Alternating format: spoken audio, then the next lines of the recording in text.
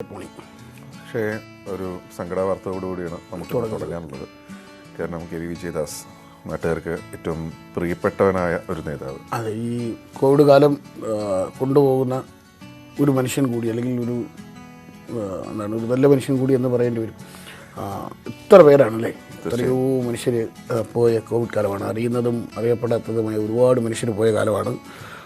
പക്ഷേ നമ്മളെ സംബന്ധിച്ചിടത്തോളം നമ്മുടെ ഒരു നിയമസഭാ സാമാജികനെയാണ് കോവിഡ് രോഗം കൊണ്ടുപോയിരിക്കുന്നത്. അതുകൊണ്ട് തന്നെ ഇന്ന് നിയമസഭാ നടപടിക്രമങ്ങൾ അദ്ദേഹത്തിന് ആദരാഞ്ജലി അർപ്പിച്ച് ഇന്ന് നിയമസഭ പിരിയും. ഇന്നത്തെ നടപടിക്രമങ്ങളെല്ലാം നടത്തേക്ക് മാറ്റുന്നു എന്നാണ് ഏറ്റവും ഒടുവിൽ അറിയാൻ കഴിയുന്നത്.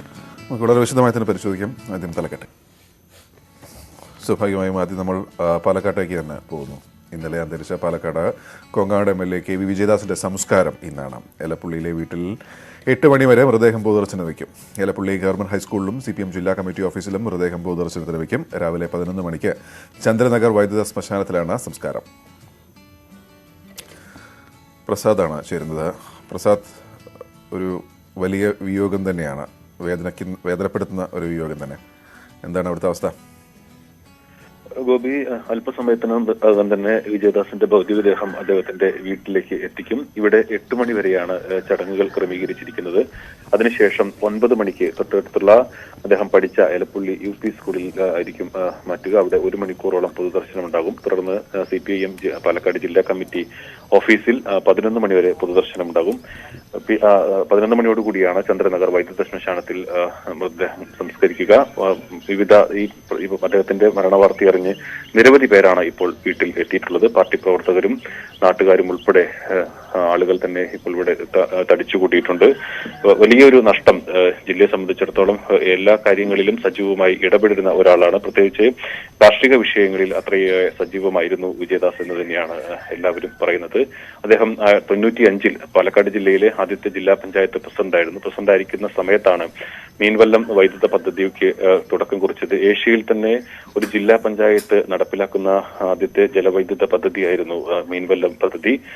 അത് അദ്ദേഹത്തിന്റെ കാലത്താണ് തുടങ്ങിയിട്ടുള്ളത്. നെൽകൃഷിയുമായി ബന്ധപ്പെട്ടുകൊണ്ടുള്ള, നെൽകൃഷി പ്രോത്സാഹിപ്പിക്കുന്നതിനുമായി ബന്ധപ്പെട്ടുകൊണ്ടുള്ള നിരവധി പദ്ധതികളും അദ്ദേഹം ജില്ലാ പഞ്ചായത്ത് പ്രസിഡന്റായിരിക്കുന്ന സമയത്ത് തുടങ്ങിയിരുന്നു. 2011-ലും 2016-ലും കോങ്ങാട് മണ്ഡലത്തെ പ്രതിനിധീകരിച്ചാണ് അദ്ദേഹം MLA ആയിട്ടുള്ളത്. അതോടൊപ്പം തന്നെ CPM-ന്റെ എല്ലാ ഘടകങ്ങളിലും പ്രവർത്തിച്ച് അത് സജീവമായി വളർന്നു വന്ന ഒരു രാഷ്ട്രീയ നേതാവ് കൂടിയാണ് അദ്ദേഹം. എലപ്പുള്ളിയിൽ ഏറെക്കാലം ലോക്കൽ സെക്രട്ടറിയായി പ്രവർത്തിച്ചു. പിന്നീട് പുതുശ്ശേരി ഏരിയ സെക്രട്ടറി, ജില്ലാ കമ്മിറ്റി അംഗം, ഇപ്പോൾ അദ്ദേഹം ജില്ലാ സെക്രട്ടേറിയറ്റ് അംഗവും കർഷക സംഘത്തിന്റെ ജില്ലാ പ്രസിഡന്റുമായിരുന്നു. കഴിഞ്ഞ നവംബർ 27-നാണ് അദ്ദേഹത്തിന് കോവിഡ് ബാധിതനായി അദ്ദേഹത്തെ പാലക്കാട് ജില്ലാ ആശുപത്രിയിൽ പ്രവേശിപ്പിച്ചത്. പിന്നീട് ന്യൂമോണിയ ഉണ്ടാവുകയും ഡിസംബർ 12-ന് അദ്ദേഹത്തെ തൃശൂർ മെഡിക്കൽ കോളേജിലേക്ക് മാറ്റുകയും ചെയ്തിരുന്നു. അവിടെ നിന്ന് കോവിഡ് മാറിയെങ്കിൽ പോലും കോവിഡിന് ശേഷമുള്ള അദ്ദേഹത്തിന്റെ ആരോഗ്യസ്ഥിതി വളരെ മോശമായി. അദ്ദേഹത്തിന്റെ ശ്വാസകോശ സംബന്ധമായും അതോടൊപ്പം തന്നെ വലിയ തോതിൽ രക്തസമ്മർദ്ദം ഉയരുകയും എല്ലാം തന്നെ ചെയ്തിരുന്നു. അങ്ങനെയാണ് പിന്നീട് വലിയ അവശനാവുകയും ഇന്നലെ വൈകിട്ട് 7:45-ന് മരണം സംഭവിക്കുകയും ചെയ്യുന്നത്. പ്രസാദ്, നമുക്കറിയാം CPM-ന്റെ എല്ലാ വർഗ ബഹുജന സംഘടനകളിലും പ്രവർത്തിച്ചു വന്ന ഒരു നേതാവ്. പ്രസാദ് തന്നെ ഇപ്പോൾ പറഞ്ഞു, ലോക്കൽ കമ്മിറ്റി സെക്രട്ടറി ആയിരുന്നു കുറേ കാലം. അതിനുശേഷം ഏരിയ സെക്രട്ടറിയായി. നിലവിൽ കർഷക സംഘത്തിൻ്റെ ജില്ലാ പ്രസിഡന്റാണ്. ഇത്തരത്തിൽ വളരെ ജനകീയനായ ഒരു നേതാവിനെയാണ് പാലക്കാട് നഷ്ടപ്പെട്ടിരിക്കുന്നത് എന്ന് പറയാം. ഏതായാലും അദ്ദേഹത്തിൻ്റെ സംസ്കാര ചടങ്ങുകൾ 11 മണിക്ക് ആണെന്നാണ് പറഞ്ഞിരിക്കുന്നത്. പൊതുദർശനം എവിടെയൊക്കെയാണ്? പൊതുദർശനം തീരുമാനിച്ചിരിക്കുന്നത് 2 സ്ഥലത്താണ്. നമ്മളിപ്പോൾ അദ്ദേഹത്തിന്റെ ഭൗതികദേഹം ഇവിടെ വീട്ടിലേക്ക് എത്തുന്ന ദൃശ്യങ്ങളാണ് നമ്മളിപ്പോൾ കാണുന്നത്. 2 സ്ഥലങ്ങളിലാണ് പൊതുദർശനം ക്രമീകരിച്ചിരിക്കുന്നത്. ഒന്ന്, അദ്ദേഹം പഠിച്ച എലപ്പുള്ളി ഗവൺമെന്റ് UP സ്കൂൾ. അവിടെ 8 മണി മുതൽ 9 മണി വരെയാണ് നിലവിൽ സമയം നിശ്ചയിച്ചിട്ടുള്ളത്. അതിനുശേഷം അവിടെ നിന്നും ജില്ലാ കമ്മിറ്റി ഓഫീസിലായിരിക്കും പൊതുദർശനം ഉണ്ടാകുക. മുഖ്യമന്ത്രി ഉൾപ്പെടെയുള്ള നേതാക്കൾ അവിടെ എത്തും എന്നുള്ളതാണ് നമുക്ക് ലഭ്യമാകുന്ന വിവരം. രാവിലെ സഭയിൽ അദ്ദേഹത്തിന് ചരമോപചാരം അർപ്പിച്ചതിന് ശേഷം മുഖ്യമന്ത്രി ഹെലികോപ്റ്റർ മാർഗം ഇവിടെ പാലക്കാട്ടേക്ക് വരുന്നുണ്ട് എന്നുള്ള വിവരമാണ് നമുക്ക് ഇപ്പോൾ ലഭിക്കുന്നത്. അവിടെ ആയിരിക്കും പാർട്ടി പ്രവർത്തകർ, പാർട്ടിയുടെ മുതിർന്ന ആളുകളെല്ലാം തന്നെ ജില്ലാ കമ്മിറ്റി ഓഫീസിലായിരിക്കും എത്തുക എന്നുള്ള വിവരമാണ് ലഭിക്കുന്നത്. ഇപ്പോൾ അദ്ദേഹത്തിന്റെ ഭൗതികദേഹം ഇവിടെ വീട്ടിലേക്ക് എത്തിച്ചിട്ടുണ്ട്. ഇവിടെ 8 മണിവരെയാണ് സമയം ക്രമീകരിച്ചിട്ടുള്ളത്. നൂറുകണക്കിന് ആളുകൾ ഈ പ്രദേശത്തെ പാർട്ടി CPM-ന്റെയും അല്ലാത്തെയും പ്രദേശവാസികൾ ഉൾപ്പെടെയുള്ള ആളുകളെല്ലാം തന്നെ അദ്ദേഹത്തിന് അവസാനമായി ഒരു നോക്ക് കാണാൻ ഇവിടെ എത്തിയിട്ടുണ്ട്. എടുത്തു പറയേണ്ടത്, നേരത്തെ ഞാൻ സൂചിപ്പിച്ചതുപോലെ അദ്ദേഹം ഇപ്പോൾ അദ്ദേഹത്തിന്റെ വീട് നിൽക്കുന്ന സ്ഥലത്തെ വാർഡ് മെമ്പറായിരുന്നു. 1987 അദ്ദേഹം വാർഡ് മെമ്പറായിരുന്നു. എല്ലാ ഘടകങ്ങളിലും ജില്ലാ പഞ്ചായത്തിൽ പട്ടാമ്പി മുതുതല ഡിവിഷനിൽ നിന്നാണ് അദ്ദേഹം അന്ന് ജയിച്ചത്. പിന്നെ ആദ്യത്തെ ജില്ലാ പഞ്ചായത്ത് പ്രസിഡന്റ് ആയിരുന്നു 95-ൽ. 2011-ലും 2016-ലും അദ്ദേഹം ഇവിടെ കോങ്ങാട് മണ്ഡലത്തെ പ്രതിനിധീകരിച്ചു. അതിനോടൊപ്പം തന്നെ സഹകരണ സംഘം മികച്ച സഹകാരിയായിരുന്നു. സഹകരണ സംഘങ്ങളിലും എല്ലാം തന്നെ അദ്ദേഹം സജീവമായി പ്രവർത്തിച്ചിരുന്നു. പാലക്കാട് സംസ്ഥാന സഹകരണ ബാങ്കിന്റെ ഡയറക്ടർ ബോർഡ് അംഗമായിരുന്നു. അതോടൊപ്പം മറ്റ് സഹകരണ സ്ഥാപനങ്ങളെല്ലാം തന്നെ അത്രത്തോളം സജീവമായി ഇടപെടുകയും ചെയ്തിരുന്നു. എടുത്തു പറയേണ്ട ഒരു കാര്യം, രാഷ്ട്രീയ പ്രവർത്തകൻ എന്നതിനപ്പുറം അദ്ദേഹം മികച്ച ഒരു നെൽകർഷകനായിരുന്നു. അദ്ദേഹത്തിന് 4 ഏക്കറോളം ഭൂമി നെൽകൃഷി ഉണ്ടായിരുന്നു. അത്രയും സജീവമായി നെൽകൃഷിയിൽ ഇടപെടുകയും എല്ലാം തന്നെ ചെയ്തിരുന്നു. നമ്മളെല്ലാം ഈ കാർഷിക വിഷയങ്ങളുമായി ബന്ധപ്പെട്ട് മാധ്യമപ്രവർത്തകർ അദ്ദേഹത്തിന് ഒരു പ്രതികരണം തേടിയാൽ ആ സമയത്ത് അദ്ദേഹം ഒരു രാഷ്ട്രീയ പ്രവർത്തകൻ അപ്പുറത്തേക്ക് ഒരു കർഷകൻ എന്ന രീതിയിലുള്ള തുറന്നു പറഞ്ഞുകൊണ്ടുള്ള പ്രതികരണങ്ങൾ തന്നെയാണ് അദ്ദേഹം നടത്താറുള്ളത്. എപ്പോഴും നെല്ല് സംഭരണം എല്ലാം മിക്കവാറും നെല്ല് സംഭരണത്തിന്റെ തുടക്ക സമയത്തിൽ പലപ്പോഴും വൈകുന്നതുമായി ബന്ധപ്പെട്ടുള്ള പ്രതിഷേധങ്ങളെല്ലാം ഈ കർഷകരുടെ ഭാഗത്തു നിന്നെല്ലാം ഉണ്ടാവാറുണ്ട്. ആ സമയത്തൊക്കെ നമ്മൾ പ്രതികരണം തേടുമ്പോൾ ഒരു MLA അല്ലെങ്കിൽ ഒരു രാഷ്ട്രീയ പ്രവർത്തകന്റെ അപ്പുറത്തേക്ക് ഭരിക്കുന്നത് ആരാണോ അതൊന്നും നോക്കാതെ ഒരു കർഷകൻ എങ്ങനെയാണോ ഈ വിഷയത്തോട് പ്രതികരിക്കേണ്ടത് ആ രീതിയിൽ അത്രത്തോളം തുറന്ന് സംസാരിക്കുന്ന ഒരു ആളായിരുന്നു എന്ന് തന്നെ പറയാൻ കഴിയും. അദ്ദേഹത്തിന്റെ മണ്ഡലത്തിലും അത്രത്തോളം സജീവമായി ഇടപെടും. കാർഷിക വിഷയങ്ങളെല്ലാം തന്നെ അത്ര ശക്തമായി ഇടപെടുന്ന ഒരു നേതാവ് കൂടിയായിരുന്നു അദ്ദേഹം. സഭയിൽ മറ്റ് MLA-മാരെ പോലെ അത്രത്തോളം സജീവമായിരുന്നില്ലെങ്കിൽ പോലും കാർഷിക വിഷയങ്ങളിലെല്ലാം തന്നെ കൃത്യമായി ചോദ്യങ്ങൾ ഉന്നയിക്കുകയും ഇടപെടുകയും പ്രശ്നങ്ങൾ ചൂണ്ടിക്കാണിക്കുകയും ചെയ്തിരുന്ന ഒരു MLA കൂടിയായിരുന്നു. ആ MLA-യാണ് നാടിന് നഷ്ടമായിട്ടുള്ളത്. അദ്ദേഹത്തിന്റെ വിയോഗത്തിൽ വലിയ ദുഃഖമാണ് ഈ നാട് രേഖപ്പെടുത്തുന്നത്. ഇപ്പോൾ അദ്ദേഹത്തിന്റെ മൃതദേഹം വീട്ടിലേക്ക് കൊണ്ടുവരികയാണ്. ഇവിടെ നിന്നും 1 മണിക്കൂറോളം വീട്ടിൽ അദ്ദേഹത്തിന്റെ ഭൗതികദേഹം പൊതുദർശനത്തിന് വെക്കും. അതിനുശേഷമായിരിക്കും എലപ്പുള്ളി സ്കൂളിലേക്കും പിന്നീട് CPM-ന്റെ ജില്ലാ കമ്മിറ്റി ഓഫീസിലേക്കും പൊതുദർശനത്തിനായി കൊണ്ടുപോകുക. ഇപ്പോൾ നമ്മൾ കാണുന്നത് അദ്ദേഹത്തിന്റെ ഭൗതികദേഹം വീട്ടിലേക്ക് കൊണ്ടുവരുന്നതിന്റെ ദൃശ്യങ്ങളാണ്. നൂറുകണക്കിന് ആളുകളാണ് അദ്ദേഹത്തിന് അന്ത്യാഭിവാദ്യം അർപ്പിക്കുന്നതിനായി ഇവിടെ എത്തിയിട്ടുള്ളത്. ഇന്ന് പുലർച്ചെ മുതൽ തന്നെ ആളുകൾ അദ്ദേഹത്തിന്റെ വീട്ടിൽ ഒരു നോക്ക് കാണുന്നതിന് വേണ്ടി ഇവിടെ എത്തിയിരുന്നു. നമ്മൾ 5:30യോടുകൂടി അദ്ദേഹത്തിന്റെ വീട്ടിലെത്തിയാണ്. ആ നിമിഷവും നമ്മൾ കാണുന്ന കാഴ്ച, ഈ പ്രദേശത്തെ ആളുകളെല്ലാം തന്നെ നൂറുകണക്കിന് ആളുകൾ ഈ പ്രദേശത്ത് തന്നെ ആ സമയത്തും ഇവിടെ ഉണ്ടായിരുന്നു എന്നുള്ളതാണ്. ഇവരുടെ കുടുംബത്തോടൊപ്പവും അവരുടെ ദുഃഖം പങ്കിടുന്നതിനും അതോടൊപ്പം തന്നെ അദ്ദേഹത്തിന് അവസാനമായി ഒരു നോക്ക് കാണാനും ആദരാഞ്ജലി അർപ്പിക്കാനും എല്ലാം ഒരു നാട് മുഴുവൻ ഇവിടേക്ക് എത്തുന്ന ഒരു കാഴ്ചയാണ് നമുക്ക് കാണുന്നത്. നേരത്തെ ഞാൻ സൂചിപ്പിച്ചതുപോലെ അത്രത്തോളം എല്ലാ ഘടകങ്ങളിലും അതായത് CPM-ന്റെ എല്ലാ ഘടകങ്ങളിലും പ്രവർത്തിക്കുക മാത്രമല്ല അതിന്റെ സജീവമായി ഇടപെട്ടു. ലോക്കൽ സെക്രട്ടറിയായും ഏരിയ സെക്രട്ടറിയായും 2 ഏരിയ കമ്മിറ്റികളുടെ ചുമതല അദ്ദേഹത്തിന് ചിറ്റൂർ ഏരിയ കമ്മിറ്റിയുടെയും കുറച്ചു കാലത്തേക്ക് അതിന്റെ താൽക്കാലിക ചുമതല വഹിക്കേണ്ടി വന്നിരുന്നു. പിന്നീട് ഈ മലമ്പുഴ മണ്ഡലത്തിൽ VS-ന്റെ അനാരോഗ്യം നമുക്കറിയാം. മലമ്പുഴ മണ്ഡലത്തിൽ ആ സമയത്ത് അദ്ദേഹത്തിനായിരുന്നു മണ്ഡലത്തിലെ MLA എന്ന നിലയിൽ അദ്ദേഹത്തിന് പിന്നീട് പാർട്ടി ചുമതല ഏൽപ്പിച്ചത്. അത്രത്തോളം പാർട്ടിക്ക് വിശ്വസ്തനായി നിന്നുകൊണ്ട് പ്രവർത്തിച്ചിരുന്ന ഒരാളാണ്. 2 മണ്ഡലങ്ങളിലും അദ്ദേഹം ഈ ഒരു അവസാന കാലഘട്ടങ്ങളിൽ സജീവമായി ഇടപെടുകയും എല്ലാം തന്നെ ചെയ്തിരുന്നു. പക്ഷേ ഈ കോവിഡുമായി ബന്ധപ്പെട്ടുകൊണ്ട് വലിയ മുൻകരുതലുകളെല്ലാം തന്നെ എടുത്തിരുന്നെങ്കിലും നവംബർ 27-നാണ് അദ്ദേഹത്തിന് കോവിഡ് സ്ഥിരീകരിക്കുന്നത്. പക്ഷെ അതിന് മുമ്പ് തന്നെ മറ്റ് അനാരോഗ്യ പ്രശ്നങ്ങൾ ഉണ്ടായിരുന്നു. അതാണ് ഒരു പക്ഷേ ഈ ഒരു പ്രതിസന്ധി ഉണ്ടാക്കിയത് എന്ന് വേണം കരുതാൻ. ഇപ്പോൾ മൃതദേഹം മുറ്റത്ത് പൊതുദർശനത്തിന് വെച്ചിരിക്കുകയാണ്. നൂറുകണക്കിന് ആളുകളാണ് അദ്ദേഹത്തെ അന്ത്യാഭിവാദ്യം അർപ്പിക്കുന്നതിന് വേണ്ടി ഇവിടെ എത്തിയിട്ടുള്ളത്. പ്രസാദ് പറഞ്ഞ പോലെ എല്ലാ ഘടകങ്ങളിലും ഒക്കെ പ്രവർത്തിച്ച് ഒരു സാധാരണ വാർഡ് മെമ്പറായി തുടങ്ങി പിന്നീട് ജില്ലാ പഞ്ചായത്ത് മെമ്പറാകുക, അതിൻ്റെ അധ്യക്ഷനായിരിക്കുമ്പോൾ പ്രസാദ് തന്നെ പറഞ്ഞ പോലെ അതേസമയം തന്നെ ഒരേ സമയം കർഷകനാവുക, രാഷ്ട്രീയ പ്രവർത്തനത്തിനോടുകൂടി തന്നെ കൃഷി എന്ന വൃത്തി ചെയ്യുക, അവരുടെ പ്രശ്നങ്ങളിൽ ഇടപെടുക. കേരളത്തിൽ ആദ്യമായിട്ട് ഒരു ജില്ലാ പഞ്ചായത്തിൻ്റെ നേതൃത്വത്തിൽ ഒരു ജലവൈദ്യുതി പദ്ധതിക്ക് തുടക്കം കുറിക്കുക. ഇത്തരത്തിൽ ഈ വളരെ പടിപടിയായി ഉയർന്നു വന്ന് നാട്ടുകാരുടെ പ്രിയപ്പെട്ടവരായ ഒരു നേതാവിനെയാണ് നഷ്ടപ്പെട്ടിരിക്കുന്നത്. നമുക്കറിയാം, ഈ കോവിഡ് കാലത്ത് കോവിഡ് കൊണ്ടുപോയ ഒരുപാട് പ്രമുഖരിൽ ഏറ്റവും അവസാനത്തെയാൾ കോങ്ങാട് MLA KV വിജയദാസ്. അദ്ദേഹത്തിൻ്റെ ഭൗതിക ശരീരം ഇപ്പോൾ വീട്ടിലേക്ക് എത്തിച്ചിരിക്കുകയാണ്. 1 മണിക്കൂറോളം അവിടെ പൊതുദർശനം ഉണ്ടാകുമെന്നാണ് പ്രസാദ് റിപ്പോർട്ട് ചെയ്യുന്നത്. അതിനുശേഷം CPIM പാലക്കാട് ജില്ലാ കമ്മിറ്റി ഓഫീസിൽ പൊതുദർശനത്തിന് വയ്ക്കും. മുഖ്യമന്ത്രി അടക്കമുള്ള മുതിർന്ന നേതാക്കൾ അവിടെ എത്തി അദ്ദേഹത്തിന് അന്തിമോപചാരം അർപ്പിക്കുമെന്ന് പ്രസാദ് റിപ്പോർട്ട് ചെയ്യുന്നു.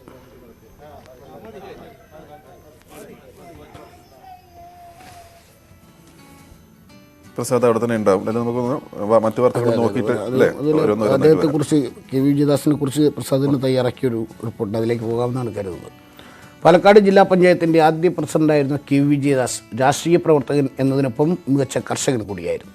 പിന്നീട് കോങ്ങാട് MLA ആയപ്പോഴും കാർഷിക പ്രശ്നങ്ങളിൽ രാഷ്ട്രീയം നോക്കാതെ പ്രതികരിച്ചിരുന്ന ജനകീയ നേതാവായിരുന്നു അദ്ദേഹം.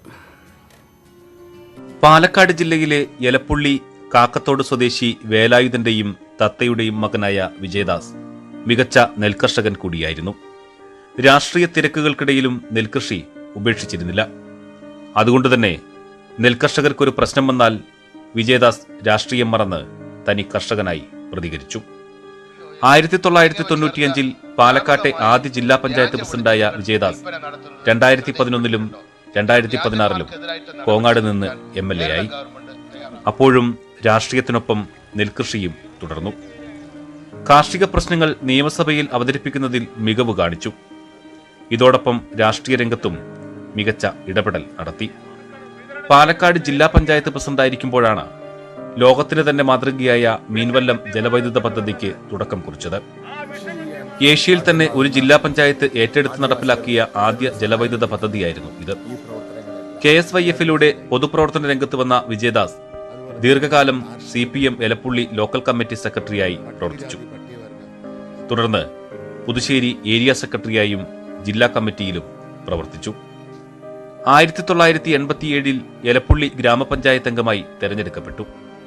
തേനാരി ക്ഷീരോത്പാദക സഹകരണ സംഘം സ്ഥാപക പ്രസിഡന്റ്, സംസ്ഥാന സഹകരണ bank director, primary cooperative association ജില്ലാ പ്രസിഡന്റ്, എലപ്പുള്ളി സർവീസ് സഹകരണ ബാങ്ക് പ്രസിഡന്റ് എന്നീ ചുമതലകളും വഹിച്ചിരുന്നു. നിലവിൽ CPM ജില്ലാ സെക്രട്ടേറിയറ്റ് അംഗവും കർഷക സംഘം ജില്ലാ പ്രസിഡന്റുമായിരുന്നു. പ്രേമകുമാരിയാണ് ഭാര്യ. 2 മക്കളുണ്ട്, ജയദീപ്, സന്ദീപ്. പ്രസാദ് ഉടുമ്പിശ്ശേരി, ന്യൂസ് 18, പാലക്കാട്. നിയമസഭ ഇന്ന് ചരമോപചാരം ഇദ്ദേഹത്തിന് അർപ്പിക്കും. സ്പീക്കറും മുഖ്യമന്ത്രിയും പ്രതിപക്ഷ നേതാവും കക്ഷി നേതാക്കളും വിജയദാസിനെ അനുസ്മരിക്കും. ചരമോപചാരത്തിന് ശേഷം മറ്റ് നടപടികളിലേക്ക് കടക്കാതെ സഭ ഇന്നത്തേക്ക് പിരിയും.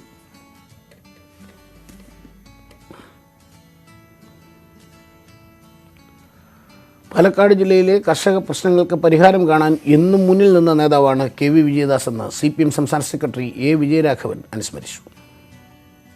പാലക്കാട് ജില്ലയിലെ കർഷക പ്രസ്ഥാനത്തിന്റെ മികച്ച സംഘാടകനും നേതാവുമായിരുന്നു ശ്രീ സഖാവ് വിജയദാസ്.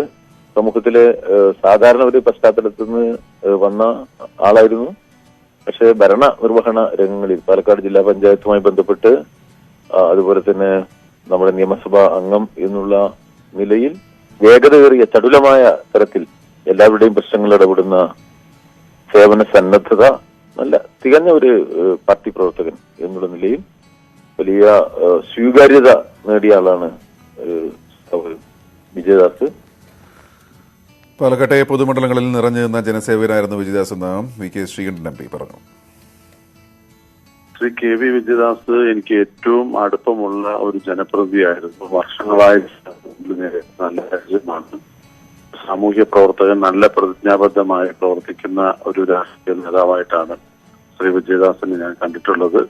അദ്ദേഹം ജില്ലാ പഞ്ചായത്ത് പ്രസിഡന്റായിട്ടും MLA ആയിട്ടും നിരവധി വർഷം പാലക്കാടിന്റെ പൊതുരംഗത്ത് നിറഞ്ഞു നിന്നിട്ടുള്ള ഒരു വ്യക്തിയാണ്. ഏതാനും ആഴ്ചകൾക്ക് മുമ്പ് ആശുപത്രി പോകുന്നതിനും വളരെ മുമ്പ് തന്നെ ഞങ്ങൾ തമ്മിൽ നേരിട്ട് കണ്ടിരുന്നു. അപ്പോൾ എല്ലാ പൊതുവേദിയിലും ഞങ്ങൾ ഒരുമിച്ച് കാണാറുണ്ട്. വലിയൊരു നഷ്ടമാണ് പാലക്കാടിന് എന്ന് പറയുകയാണ്. സൗമ്യനായ നേതാവായിരുന്നു KV വിജയദാസ് എന്ന് കഴിഞ്ഞ തെരഞ്ഞെടുപ്പിൽ കോങ്ങാട് മണ്ഡലത്തിലെ കോൺഗ്രസ് സ്ഥാനാർത്ഥിയായിരുന്ന പന്തളം സുധാകരൻ അനുസ്മരിച്ചു. സൗമ്യനും മാന്യനുമായ ഒരു ജനപ്രതിനിധിയായിരുന്നു ശ്രീ KV വിജയദാസ്. സത്യത്തിൽ അദ്ദേഹത്തിന്റെ ആകസ്മികമായ നിര്യാണത്തിൽ ഞാൻ അനുശോചനം രേഖപ്പെടുത്തുകയാണ്. എന്തായാലും ഈ നമുക്ക് നമ്മുടെ പൊതുമണ്ഡലത്തിന് പ്രത്യേകിച്ച് സൗമ്യതയുടെ ഒരു പര്യായമായി പ്രവർത്തിക്കുന്ന മനസ്സിൽ നന്മയുള്ള വിജയദാസിനെ പോലെയുള്ളവരുടെ അകാല നിര്യാണം തീർച്ചയായും ഒരു കനത്ത നഷ്ടം തന്നെയാണ്. സാധാരണ പറയുന്ന ഒരു ഔപചാരിക ഭംഗിവാക്കല്ല. അതിനപ്പുറം ഞാൻ സത്യത്തിൽ വളരെ ദുഃഖത്തോടു കൂടി തന്നെയാണ് വിജയദാസിന്റെ വേർപാടിനെ അനുസ്മരിക്കുന്നത്. കോൺഗ്രസ് രാഷ്ട്രീയത്തിലേക്ക് വരികയാണ്. ഇവിടുന്ന് പോയ ആൾക്കാരെല്ലാം ഡൽഹിയിൽ തന്നെ തുടരുകയാണ്. നായകൻ മാറി എന്നുള്ളതാണ് കോൺഗ്രസ് രാഷ്ട്രീയവുമായി ബന്ധപ്പെട്ട് പറയാനുള്ളത്. ഏതായാലും ഇന്നലെ ഈ തീരുമാനം പുറത്തു വന്നതിന് ശേഷം സമൂഹ മാധ്യമങ്ങളിൽ ട്രോളോട് ട്രോളാണ്. ഏതായാലും ഈ ഒരു തീരുമാനം കോൺഗ്രസിനെ തുണയ്ക്കുമോ, ഗ്രൂപ്പ് സമവാക്യങ്ങളിൽ മാറ്റമുണ്ടാകുമോ, അതുപോലെ തന്നെ ഹൈക്കമാൻഡ് നിയോഗിച്ച സമിതിയിലെ ഗ്രൂപ്പ് പ്രാതിനിധ്യമൊക്കെ പ്രശ്നമാകുമോ തുടങ്ങി പലതരത്തിലുള്ള ചർച്ചകൾ ഇതുമായി ബന്ധപ്പെട്ട് നടന്നുകൊണ്ടിരിക്കുകയാണ്. എന്താകും ഈ തെരഞ്ഞെടുപ്പ് എന്നുള്ളതാണ് കോൺഗ്രസ് UDF-നെ സംബന്ധിച്ച്. ഉമ്മൻചാണ്ടിയുടെ കടന്നുവരവിനെ മുസ്ലിം ലീഗ് പരസ്യമായി സ്വാഗതം ചെയ്തു കഴിഞ്ഞു ഓൾറെഡി. ഏതായാലും രസകരമായ ഒരു അന്തരീക്ഷത്തിലേക്കാണ്, ആവേശകരമായ ഒരു അന്തരീക്ഷത്തിലേക്കാണ് കേരളത്തിലെ നിയമസഭാ തെരഞ്ഞെടുപ്പ് പോരാട്ടം പോകുന്നത് എന്ന് തോന്നുന്നു. ആ വാർത്ത തന്നെയാണ്. നിയമസഭാ തെരഞ്ഞെടുപ്പിൽ പാർട്ടിയെ നയിക്കാൻ ഉമ്മൻചാണ്ടി എത്തുന്നതോടെ പാർട്ടിയിൽ സമവാക്യങ്ങൾ മാറുകയാണ്. തെരഞ്ഞെടുപ്പിന് നേതൃത്വം നൽകാൻ രൂപീകരിച്ചിരിക്കുന്ന 10 സമിതിയിലെ ഗ്രൂപ്പ് പ്രാതിനിധ്യം വെല്ലുവിളിയാകും. പാർട്ടി തീരുമാനം അംഗീകരിക്കുന്നുണ്ടെങ്കിലും ഗ്രൂപ്പിൻ്റെ പുതിയ നീക്കങ്ങളും ഇനി നിർണായകമാണ്. കോൺഗ്രസിലെ ഒന്നാമനാരെന്ന തർക്കങ്ങൾക്ക് അവസാനമാകുന്നു. നിയമസഭാ തെരഞ്ഞെടുപ്പിൽ കോൺഗ്രസിനെ നയിക്കാൻ ഉമ്മൻചാണ്ടിയുടെ നേതൃത്വത്തിൽ 10 സമിതി. ഉമ്മൻചാണ്ടി നയിക്കുന്ന സമിതിയിൽ പ്രതിപക്ഷ നേതാവ് രമേശ് ചെന്നിത്തലയും KPCC അധ്യക്ഷൻ മുല്ലപ്പള്ളി രാമചന്ദ്രനും ഭാഗമാകും. സോണിയാഗാന്ധി, രാഹുൽ ഗാന്ധി, കേരളത്തിലെ ചുമതലയുള്ള AICC general secretary Tariq Anwar എന്നിവരുമായി ഡൽഹിയിൽ നേതാക്കൾ നടത്തിയ കൂടിക്കാഴ്ചയിലാണ് സമിതി രൂപീകരണത്തിൽ തീരുമാനമായത്. ഒറ്റക്കെട്ടായി പ്രവർത്തിക്കാൻ സംസ്ഥാന നേതൃത്വത്തോട് സോണിയാഗാന്ധി നിർദ്ദേശിച്ചു. മുഖ്യമന്ത്രി സ്ഥാനാർത്ഥി ഉണ്ടാകില്ലെന്നും കൂട്ടായ നേതൃത്വം നയിക്കുമെന്നും AK ആന്റണി പ്രതികരിച്ചു. യുവാക്കൾക്കും വനിതകൾക്കും കൂടുതൽ പ്രാതിനിധ്യമുണ്ടാകും. കേരളത്തിലെ നേതാക്കന്മാർ, കേരളത്തിലെ കോൺഗ്രസ് പാർട്ടി, UDF ഒറ്റക്കൊറ്റായി എല്ലാ അർത്ഥത്തിലും തിരഞ്ഞെടുപ്പിൻ്റെ തയ്യാറെടുപ്പിൻ്റെ ഓരോ ഘട്ടത്തിലും പ്രവർത്തിക്കണമെന്നാണ് സോണിയാജിയും രാഹുൽ ഗാന്ധിയും നേതാക്കന്മാരോട് പറഞ്ഞത്. കോൺഗ്രസിൽ ഭിന്നതയുണ്ടെന്ന് വരുത്തി തീർക്കാൻ ആര് ശ്രമിച്ചാലും നടക്കില്ലെന്ന് ഉമ്മൻചാണ്ടി പറഞ്ഞു. എന്നാൽ പുതിയ ചുമതലയുടെ കാര്യത്തിൽ ഉമ്മൻചാണ്ടി പ്രതികരിച്ചില്ല. ഞങ്ങളെല്ലാം ഒറ്റക്കെട്ടാണ്, UDF ഒറ്റക്കെട്ടാണ്. ഈ തെരഞ്ഞെടുപ്പിൽ ഒറ്റക്കെട്ടായിട്ട് നിന്ന് മത്സരിക്കും. DCC അഴിച്ചുപണിയിലും ഹൈക്കമാൻഡ് ഫോർമുല മുന്നോട്ട് വെച്ചു. DCC അധ്യക്ഷ പദവി ഒഴിയുന്നവർക്ക് സ്ഥാനാർത്ഥിത്വത്തിൽ മുൻഗണന നൽകാനാണ് തീരുമാനം. 5 സംസ്ഥാനങ്ങളിൽ നടക്കാനിരിക്കുന്ന നിയമസഭാ തെരഞ്ഞെടുപ്പിൽ ഹൈക്കമാൻഡ് ഏറ്റവും പ്രതീക്ഷയർപ്പിക്കുന്നത് കേരളത്തിലാണ്. ഗ്രൂപ്പ് തർക്കങ്ങളിൽ തട്ടി കലമുടയ്ക്കാൻ അനുവദിക്കില്ലെന്ന കൃത്യമായ സന്ദേശമാണ് ഹൈക്കമാൻഡ് നേതാക്കൾക്ക് നൽകിയിട്ടുള്ളത്. ക്യാമറാമാൻ ബിനു ബേസിലിനൊപ്പം KP അഭിലാഷ്, News 18, ഡൽഹി. ചെന്നിത്തല അത് ഭയങ്കര രസമുള്ളൊരു സ്റ്റോറിയാണ്. പ്രതിപക്ഷ നേതാവിൻ്റെ നാട്ടിൽ കോൺഗ്രസ് പിന്തുണയോട് CPM അധികാരത്തിലെത്തുന്നു, ആ പഞ്ചായത്ത് പ്രസിഡന്റ് മാറണമെന്ന് നേതൃത്വം പറയുന്നു. നിങ്ങൾ മാറൂല്ലെന്ന് അവർ പറയുന്നു. ആകെ പ്രശ്നമാണ്. ഏതായാലും അവിടുത്തെ പഞ്ചായത്ത് ഭരണം രാജിവെച്ചില്ലെങ്കിൽ നടപടി എന്ന CPM ജില്ലാ സെക്രട്ടറിയുടെ താക്കീതിനെ തള്ളി CPM പ്രാദേശിക നേതൃത്വം. നോട്ടീസ് കൈപ്പറ്റിയെങ്കിലും ഉടൻ രാജിവെക്കില്ല എന്ന പ്രതികരണമാണ് പ്രസിഡന്റ് വിജയമ്മ നടത്തിയത്. ലോക്കൽ കമ്മിറ്റിയുടെ പിന്തുണയോടെ കൂടിയുള്ള നീക്കത്തിൽ പ്രതിസന്ധിയിലായിരിക്കുകയാണ് ജില്ലാ നേതൃത്വം. 5 സീറ്റ് കിട്ടും, 5 സീറ്റ് കിട്ടിയ അവിടെ മര്യാദയ്ക്ക് പ്രതിപക്ഷത്തിരുന്നാൽ പോരെ. കോൺഗ്രസിൻ്റെ UDF-ൻ്റെ 6 വോട്ടും കൂടെ മേടിച്ച് നമ്മൾ പ്രസിഡൻ്റായി അവിടെ ഇരുന്ന് എന്താ കാര്യം? ഒരു കാര്യമില്ല. അത് രാഷ്ട്രീയപരമായി നമ്മൾ ഒരു നയപരമായ ഒരു വ്യതിയാനമല്ലേ, അതിൽ അംഗീകരിക്കാനൊക്കില്ല. പ്രതിപക്ഷ നേതാവിന്റെ പഞ്ചായത്തിലെ കോൺഗ്രസ് CPM കൂട്ടുകെട്ട് സംസ്ഥാന തലത്തിൽ തന്നെ CPM-ന് നാണക്കേടായ പശ്ചാത്തലത്തിലായിരുന്നു രാജിനിർദ്ദേശവുമായി ജില്ലാ കമ്മിറ്റി മുന്നോട്ട് വന്നത്. 2 പഞ്ചായത്തുകളിലാണ് കോൺഗ്രസ് പിന്തുണയിൽ ജില്ലയിൽ CPM അധികാരത്തിലേറിയത്. ഭരണം കിട്ടിയ തിരുവൻവണ്ടൂരിൽ അന്ന് തന്നെ CPM ഭരണസമിതി രാജിവെച്ചു. എന്നാൽ ചെന്നിത്തലയിൽ മൗനാനുവാദത്താൽ ഭരണം തുടർന്നു. വിഷയം ചർച്ചകളിൽ ഇടം പിടിച്ചതോടെ ജില്ലാ നേതൃത്വത്തിന്റെ രാജിപ്രഖ്യാപനവുമുണ്ടായി. സംസ്ഥാന നയത്തിന് വിരുദ്ധമായ ഈ കൂട്ടുകെട്ടിൽ പുറത്താക്കൽ ഉൾപ്പെടെയുള്ള അന്ത്യശാസനത്തെ വെല്ലുവിളിച്ച് ഭരണത്തിൽ തുടരുമെന്ന നിലപാട് ആവർത്തിക്കുകയാണ് തൃപ്പരന്തുറയിലെ CPM. ചെന്നിത്തല, തൃപ്പൂണിത്തുറ ലോക്കൽ കമ്മിറ്റികളുടെ കൂടെ പിന്തുണയോടെയാണ് പ്രസിഡന്റ് വിജയമ്മ ഫിലേന്ദ്രന്റെ നീക്കം. ഇന്നലെ രാജി നൽകിയില്ലെങ്കിൽ പുറത്താക്കുമെന്ന് ജില്ലാ സെക്രട്ടറി തന്നെ പരസ്യമായി അറിയിച്ചിരുന്നുവെങ്കിലും ഇതുവരെ നടപടി കൈക്കൊള്ളാൻ കഴിഞ്ഞിട്ടില്ല. ഇതോടെ CPMന്റെ കേഡർ സ്വഭാവത്തെ മറികടന്ന് നെഹ്റു ട്രോഫിയിലെ പരസ്യ പ്രതിഷേധത്തിനും സംസ്ഥാന നേതൃത്വം ആവശ്യപ്പെട്ട രാജി തന്നെ തള്ളിയ ചെന്നിത്തലയിലെ പ്രാദേശിക ഘടകങ്ങൾക്കുമെതിരെ ചെറുവിരൽ പോലും അനക്കാനാവാതെ കുഴങ്ങുകയാണ് ജില്ലാ സെക്രട്ടറി ഉൾപ്പെടെയുള്ളവർ. ന്യൂസ് 18 ആലപ്പുഴ. അടുത്തതും സംഘടനാ നടപടിയാണ്. ഒരു സംഘടനാ നടപടിയില്ല, ഒരു ലോഡ് സംഘടനാ നടപടി എന്ന് വേണമെങ്കിൽ പറയാം. സംഘടനാ വിരുദ്ധ പ്രവർത്തനത്തിൻ്റെ പേരിൽ എറണാകുളം BJPയിൽ അച്ചടക്ക നടപടി. 7 നിയോജക മണ്ഡലങ്ങളായി 36 പേരെ നേതൃപദവികളിൽ നിന്ന് പുറത്താക്കി. 15 പേരുടെ പ്രാഥമിക അംഗത്വവും റദ്ദാക്കി. കോതമംഗലം, അങ്കമാലി, തൃക്കാക്കര, തൃപ്പൂണിത്തുറ, കൊച്ചി, വൈപ്പിൻ, പിറവം എന്നിവിടങ്ങളിലാണ് നടപടി. നിയമസഭാ തെരഞ്ഞെടുപ്പിന് മുന്നോടിയായി താഴെത്തട്ടിലുള്ള വിഭാഗീയ പ്രവർത്തനങ്ങൾ പൂർണ്ണമായും ഇല്ലാതാക്കാനാണ് നടപടിയെന്ന് നേതൃത്വം വിശദീകരിക്കുന്നു. വരും ദിവസങ്ങളിൽ സംസ്ഥാനത്തെ മറ്റു ജില്ലകളിലും നടപടിയുണ്ടായേക്കുമെന്നാണ് സൂചന. ബസിന്റെ ബോർഡൊക്കെ വായിക്കുന്നുണ്ടായിരുന്നു. എത്ര പേരാണല്ലേ? ഏതായാലും വരും ദിവസങ്ങളിൽ നടപടി ഉണ്ടാവും എന്നൊക്കെ പറയുന്നു. കോതമംഗലം, തൃക്കാക്കര, തൃപ്പൂണിത്തുറ എന്നൊക്കെ പറഞ്ഞു. ബസ്സിൽ നിന്ന് വിളിക്കില്ല അല്ലെങ്കിൽ. ഏതായാലും 3 ഇടങ്ങളിലും രാഷ്ട്രീയ പ്രതിസന്ധികൾ, വെല്ലുവിളികൾ നമ്മൾ കണ്ടു. ഇനി രാഷ്ട്രീയ വാർത്തകളിൽ നിന്ന് വ്യത്യസ്തമായും പെരിയ ഇരട്ടക്കൊല കേസിൽ CBI അന്വേഷണം ഊർജിതമാവുകയാണ്. ഫോൺ വിളികൾ കേന്ദ്രീകരിച്ചാണ് അന്വേഷണം. ക്രൈംബ്രാഞ്ച് തയ്യാറാക്കിയ കുറ്റപത്രം CBI സംഘം വിശദമായി പരിശോധിക്കുന്നുണ്ട്. 2019 ഫെബ്രുവരി 17 വൈകിട്ടാണ് കാസർഗോഡ് കല്യോട്ട് വെച്ച് യൂത്ത് കോൺഗ്രസ് പ്രവർത്തകരായ കൃപേഷും ശരത് ലാലും കൊല്ലപ്പെട്ടത്. സംഭവത്തിൽ CPM പെരിയ ലോക്കൽ കമ്മിറ്റി അംഗമായിരുന്ന A. പീതാംബരൻ ഉൾപ്പെടെ 14 പേരെ ക്രൈംബ്രാഞ്ച് അറസ്റ്റ് ചെയ്തിരുന്നു. ഇവരുടെ ഫോൺ വിളികളെ കേന്ദ്രീകരിച്ചാണ് CBIയുടെ അന്വേഷണം. കൃത്യത്തിൽ നേരിട്ട് പങ്കെടുത്തവർ സംഭവത്തിന് പിന്നാലെ നടത്തിയ ഫോൺ വിളികളുടെ വിശദാംശങ്ങൾ നിർണായകമാണെന്നാണ് അന്വേഷണ സംഘം വിലയിരുത്തുന്നത്. ഡിജിറ്റൽ തെളിവുകളിലൂടെ കൊലപാതകത്തിനു പിന്നിലെ ഗൂഢാലോചനയും മറ്റു പങ്കാളികളെയും കണ്ടെത്താനാകുമെന്നാണ് പ്രതീക്ഷ. ക്രൈംബ്രാഞ്ചിന്റെ കുറ്റപത്രം വിശദമായി തന്നെ CBI സംഘം പരിശോധിക്കുന്നുണ്ട്. റിമാൻഡിൽ കഴിയുന്ന പീതാംബരൻ ഉൾപ്പെടെയുള്ള പ്രധാന പ്രതികളെ ചോദ്യം ചെയ്യുന്നതിലൂടെ കൂടുതൽ വിവരങ്ങൾ ലഭിക്കുമെന്നും അന്വേഷണ സംഘം കരുതുന്നു.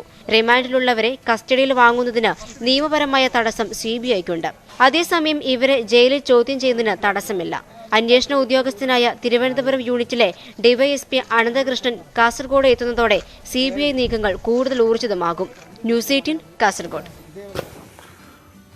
ഏതായാലും കേസ് സംബന്ധിച്ച കൂടുതൽ വാർത്തകൾ, വിവിധ കേസുകൾ സംബന്ധിച്ച വാർത്തകൾ കേസുകൾക്ക് ഒരു പഞ്ഞമില്ലാത്ത സമയം കൂടാണ്. നമുക്ക് അടുത്ത വാർത്തയിലേക്ക് പോയാൽ പ്രോസിക്യൂഷൻ അനുമതിയില്ലാതെ ED സമർപ്പിച്ച കുറ്റപത്രം പൂർണ്ണമല്ലാത്തതിനാൽ സ്വാഭാവിക ജാമ്യത്തിന് അർഹതയുണ്ടെന്ന് ചൂണ്ടിക്കാട്ടി ശിവശങ്കർ നൽകിയ ജാമ്യ ഹർജി എറണാകുളം പ്രിൻസിപ്പൽ സെഷൻസ് കോടതി ഇന്ന് പരിഗണിക്കും. സർക്കാർ ഉദ്യോഗസ്ഥനാണെന്നതിനാൽ പ്രോസിക്യൂഷൻ അനുമതി വേണമെന്നാണ് ശിവശങ്കർ ചൂണ്ടിക്കാട്ടുന്നത്. നിരവധി ആരോഗ്യ പ്രശ്നങ്ങളുണ്ടെന്നും ജാമ്യ ഹർജിയിൽ ശിവശങ്കർ ചൂണ്ടിക്കാട്ടിയിരുന്നു. എന്നാൽ കള്ളപ്പണ നിരോധന നിയമം അനുസരിച്ചുള്ള കേസിൽ പ്രോസിക്യൂഷൻ അനുമതി ആവശ്യമില്ല എന്നാണ് ED നിലപാട്.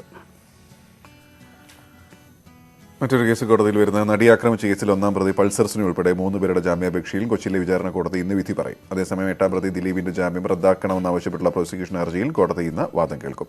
കേസിലെ പ്രധാന സാക്ഷികളെ സ്വാധീനിക്കാൻ അഭിഭാഷകൻ വഴി ദിലീപ് ശ്രമിച്ചു എന്നാണ് പ്രോസിക്യൂഷന്റെ ആരോപണം. അഭയ കേസിൽ തിരുവനന്തപുരം CBI കോടതിയുടെ ഇരട്ട ജീവപര്യന്തം ശിക്ഷ റദ്ദാക്കണമെന്നാവശ്യപ്പെട്ട് ഫാദർ തോമസ് M. കോട്ടൂർ നൽകിയ അപ്പീൽ ഹൈക്കോടതി ഇന്ന് പരിഗണിക്കും.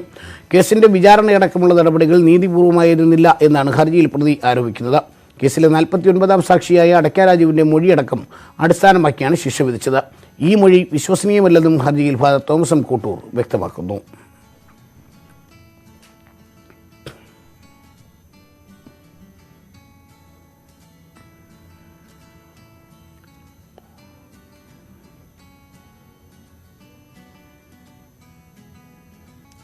ഒരു അതിഥി എന്ന് പറയുന്ന ഒരു സ്റ്റാറിലേക്ക് പോകും. ഒറ്റ സിനിമ കൊണ്ടൊക്കെ സ്റ്റാർ ആകുക എന്നുള്ളത് ഈ സിനിമ വൻ ഹിറ്റാണ്. വൻ ഹിറ്റ് എന്ന് പറഞ്ഞാൽ കഴിഞ്ഞ കുറേ ദിവസമായിട്ട് സോഷ്യൽ മീഡിയയിലെ പ്രധാന ചർച്ച തന്നെ ഗ്രേറ്റ് ഇന്ത്യൻ കിച്ചനെ കുറിച്ചാണ്. ഗ്രേറ്റ് ഇന്ത്യൻ കിച്ചനെ കുറിച്ച് മാത്രമല്ല, ഒരുപാട് സ്ത്രീകൾ ഈ സിനിമയുമായി ജീവിതം റിലേറ്റ് ചെയ്യപ്പെടുന്നു, ഭയങ്കരമായി ജീവിതം റിലേറ്റ് ചെയ്യപ്പെടുന്നു. ഞങ്ങൾ അടുക്കള ഇങ്ങനെ അല്ല എന്ന് പറയുന്ന ആൾക്കാർ ഈ കൂട്ടത്തിലുണ്ട്. പക്ഷേ എല്ലാവരും കണ്ണു തുറന്ന് കാണേണ്ട സിനിമയാണ് എന്ന് ഉറപ്പിച്ച് പറയാൻ കഴിയുന്ന ഒരു ചെറിയ സിനിമയാണ്. ഒരു വളരെ ചെറിയ സിനിമയാണ്, പക്ഷേ ഗംഭീരമായ സിനിമ. അസാധ്യമായി അഭിനേതാക്കളെല്ലാം അഭിനയിച്ചിരിക്കുന്നു. സംവിധായകൻ അദ്ദേഹം വളരെ മനോഹരമായി ഈ സിനിമ എടുത്തിരിക്കുന്നു എന്ന് നമുക്ക് പറയേണ്ടി വരും. പല ഭാഗത്തു നിന്നും ഭയങ്കര അപ്രീസിയേഷനൊക്കെ വന്നുകൊണ്ടിരിക്കുന്നു. ഇത്ര പേര് പറയാന്ന് പറയുമ്പോൾ എല്ലാവർക്കും അവരുടെ ജീവിതമായിട്ട് ബന്ധപ്പെടുത്താൻ കഴിയണമെന്നായിരിക്കും അല്ലേ? പല വീടുകളിലല്ല, ഈ വീടുകളിൽ തുറന്നു വെച്ചിരിക്കാൻ പറയും. അത് കാരണം ഓരോ സീനുകളും ഇതുപോലെ ആളുകളുമായിട്ട് എടാ ഇത് അങ്ങനെ അത്തരത്തിലെ ആളുകളായിട്ട് ഭയങ്കരമായിട്ട് റിലേറ്റ് ചെയ്ത് പോകുന്നൊരു സിനിമയാണ്. പ്രത്യേകിച്ച് നമ്മുടെ സ്ത്രീകളൊക്കെ ഗംഭീരമായിട്ട് ഈ സിനിമയെക്കുറിച്ച് എഴുതിയിട്ടുണ്ട് എന്നുള്ളതാണ്. ഫേസ്ബുക്കിലൊക്കെ കഴിഞ്ഞ കുറേ ദിവസങ്ങളായി ഗ്രേറ്റ് ഇന്ത്യൻ കിച്ചൺ തന്നെയാണ്. ദി ഗ്രേറ്റ് ഇന്ത്യൻ കിച്ചൺ എന്ന സിനിമ എല്ലാ അർത്ഥത്തിലും വലിയ ചർച്ചയാവുകയാണ്. സിനിമ ഹിറ്റായതോടെ സുരാജ് വെഞ്ഞാറമൂടിൻ്റെ അച്ഛൻ ആയി അഭിനയിച്ചത് ആരാണെന്ന് സോഷ്യൽ മീഡിയ ഇങ്ങനെ അന്വേഷിക്കുന്നുണ്ട്. നാടക പ്രവർത്തകനായ സുരേഷ് ബാബുവാണ് അദ്ദേഹം. ആദ്യമായി ഒരു മുഴുനീള വേഷത്തിൽ അഭിനയിച്ചതും ഈ സിനിമയിലാണ്. ചിത്രത്തിൻ്റെ വിശേഷങ്ങൾ സുരേഷ് ബാബു ന്യൂസ് 18 പ്രതിനിധി അശ്വിൻ വെള്ളത്തുമായി പങ്കുവച്ചിരിക്കും. നമുക്ക് അവരുടെ സംഭാഷണത്തിലേക്ക് പോകാം. തിയേറ്ററിൽ റിലീസ് ചെയ്യാതിരുന്നിട്ട് പോലും ദ ഗ്രേറ്റ് ഇന്ത്യൻ കിച്ചൺ എന്ന സിനിമ മലയാളികൾ സ്വീകരിച്ചു കഴിഞ്ഞിരിക്കുകയാണ്. നിമിഷ സജയനും സുരാജ് വെഞ്ഞാറമൂടിനും ഒപ്പമുള്ള ആ അച്ഛന്റെ ക്യാരക്ടർ ഇപ്പോൾ നമ്മുടെ കൂടെയുണ്ട്. നാടക പ്രവർത്തകനായ ടി സുരേഷ് ബാബുവാണ്. ടി സുരേഷ് ബാബുവിന്റെ ഒരു ക്യാരക്ടർ റോള് ആദ്യമായിട്ട് വരുന്ന സിനിമയാണ്. എങ്ങനെയുണ്ട്? ഇപ്പം സിനിമ വന്നു, മലയാളികളെല്ലാവരും അത് അങ്ങനെ തന്നെ സ്വീകരിച്ചു കഴിഞ്ഞു, വലിയൊരു ആക്സെപ്റ്റൻസ് ആണ് കിട്ടിയത്. എന്താണ് ഇപ്പോൾ തോന്നുന്നൊരു ഫീൽ?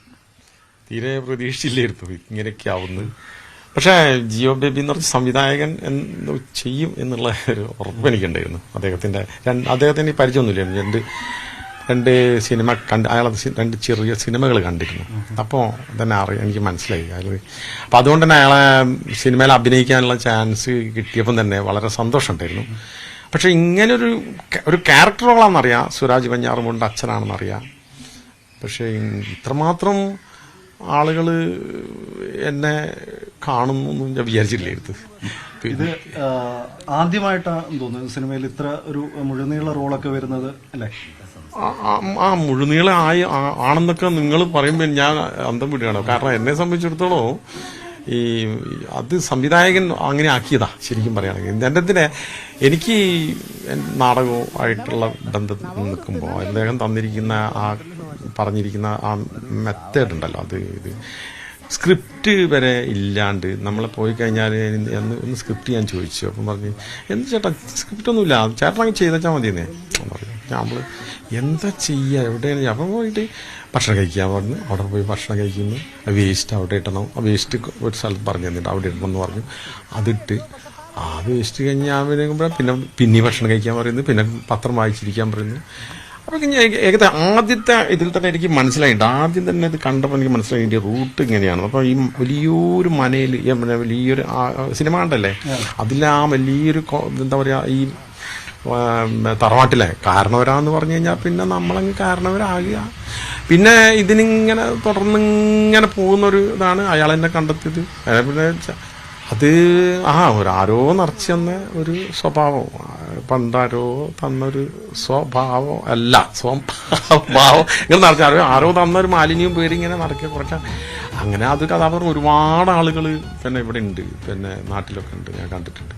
അപ്പോൾ അവരെയൊക്കെ ഒന്ന് മനസ്സിൽ വിചാരിച്ചുകൊണ്ട് അവരുടെ നടത്തത്തിലും അവരുടെ ഇരുത്തത്തിലും അവരുടെ ആ ഒരു എന്താ പറയുക, ഒരു ലാഗ് ചെയ്യിക്കുക എന്നുള്ള സാധനമുണ്ടല്ലോ, അത് നമ്മളെ കൊണ്ടാവുന്ന രീതിയിൽ ചെയ്ത്. ഷൂട്ടിംഗ് സെറ്റിലെ ഒരു എക്സ്പീരിയൻസ് ഒക്കെ ഉണ്ടാവുമല്ലോ, നമുക്ക് എപ്പോഴും ഓർമ്മയിൽ നിൽക്കുന്ന അങ്ങനെയൊക്കെയുള്ള ചില കാര്യങ്ങൾ എല്ലാ സിനിമയിലും ഉണ്ടാവും. അങ്ങനെ സ്ട്രൈക്ക് ചെയ്ത എന്തെങ്കിലും കാര്യങ്ങളൊക്കെ ഉണ്ടോ? അതായത് ഞാൻ ഇവിടുന്ന് പോയ സമയത്ത് ജിയോ ബേബിൻ്റെ സെറ്റിലേക്കാണല്ലോ പോകുന്നത്. അപ്പോൾ ജിയോ ബേബിനെ ഞാൻ നേരത്തെ പറഞ്ഞ സിനിമയിൽ കണ്ടിട്ട് പരിചയമുള്ളൂ, നേരിട്ട് കണ്ടിട്ടില്ല. എനിക്ക് ഭയങ്കര ഇഷ്ടമാണ് അയാളെ കാണണം, അയാളെ സിനിമയിൽ അഭിനയിക്കണം. അപ്പം ഞാൻ അവിടെ ചെന്ന സമയത്ത് വണ്ടി ഇറങ്ങിയപ്പം തന്നെ ചേട്ടാ സുരേഷ് ചേട്ടാ എന്ന് വിളിച്ചപ്പം തന്നെ ഞാനത് ആരാതെന്ന് ചോദിക്കുമ്പോൾ അത് ജിയോ ബേബി അത്. അപ്പം ആ ഡയറക്ടർ ആ പെരുമാറ്റം അയാൾ വന്ന് എന്നോട് അപ്പം തന്നെ എൻ്റെ എല്ലാ ഇതും അങ്ങോട്ട് മാറി ശരിക്കും. അപ്പോൾ പോയി പിന്നെ ഉള്ളിലോട്ട് ചെന്ന് കഴിഞ്ഞപ്പം പിന്നെ പരിചയപ്പെടുന്ന ആളുകളൊക്കെ എന്ന് പറഞ്ഞു കഴിഞ്ഞാൽ ഒരു ടീമായിട്ടുള്ളൊരു ഭയങ്കര ടീം. എന്തിനു പറയുന്നത്, സുരാജ് വെഞ്ഞാറമൂട് വന്നിട്ട് പോലും ഞാൻ അച്ഛാ എന്നൊക്കെ വിളിച്ച് നമ്മളിങ്ങനെ അച്ഛനല്ലേ എന്നൊക്കെ പറഞ്ഞ് അമ്മയാ അങ്ങനെ പരിചയപ്പെട്ട് അപ്പം നമ്മളിങ്ങനെ അവരൊക്കെ എന്ന് പറഞ്ഞാൽ എക്സ്പീരിയൻസ്ഡ് ആളുകളല്ലേ, അപ്പം ഞാൻ എങ്ങനെയാണ് ബിഹേവ് ചെയ്യേണ്ടതെന്ന് വരെ അറിയില്ല, എന്നാലും ഞാൻ അച്ഛനാണല്ലോ എന്ന് അച്ഛനാണല്ലോ. പിന്നെ ഈ കാരണവരാണ് ഇവിടുത്തെ തറവാട്ടിലെ കാരണവരാകുമ്പോൾ അതിനനുസരിച്ചുള്ള ഒരു ഗ്യാപ്പ് മക്കളോട് ഉണ്ടാവുമല്ലോ. അങ്ങനെ തന്നെയാണ് ഞാൻ അത് ഷൂട്ടിംഗ് കഴിയുന്നത് വരെ നിന്നത്. ഇപ്പൊ ഈ സിനിമ ഞാൻ കാണുന്നത് ഞാനും ഭാര്യയും ഒന്നിച്ചിരുന്നുണ്ട്. അപ്പം എനിക്ക് തന്നെ തോന്നുന്നൊരു ഇതുണ്ടായിരുന്നു, ഇത് ഞാനല്ലേ എന്നുള്ളൊരു തോന്നലുണ്ടല്ലോ ഇത് കാണുമ്പോൾ, ഓരോ കാര്യങ്ങളൊക്കെ കാണുമ്പോൾ. അപ്പം ഈ സിനിമയിൽ അഭിനയിക്കുന്ന സമയത്ത് ഈ കാര്യങ്ങളൊക്കെ പറയുമ്പോൾ, മരുമകളോട് ഇങ്ങനെയൊക്കെ ചെയ്യുമ്പം അങ്ങനെ തോന്നിയോ? അഭിനയിക്കുമ്പോൾ ഞാൻ ആ കഥാപാത്രമാണ്. അപ്പം എനിക്ക് ഒന്നും ആലോചിക്കാൻ പറ്റില്ല. അത് ഞാൻ ആ കഥാപാത്രം അങ്ങനെ പറയാവൂ. അന്നേരം ഞാൻ വീടിനെ കുറിച്ച് ആലോചിക്കാൻ പാടില്ല. കാരണം അവിടേക്ക് ഞാൻ ആ കഥാപാത്രമാണ്. അത് കഴിഞ്ഞ് ഞാൻ പുറത്തിറങ്ങിയിട്ടാണ് എൻ്റെ ദൈവമേ എന്ത് തെറ്റാണ് ഞാൻ. അപ്പോഴാണ് വീടിനെ കുറിച്ച് ആലോചിക്കുക.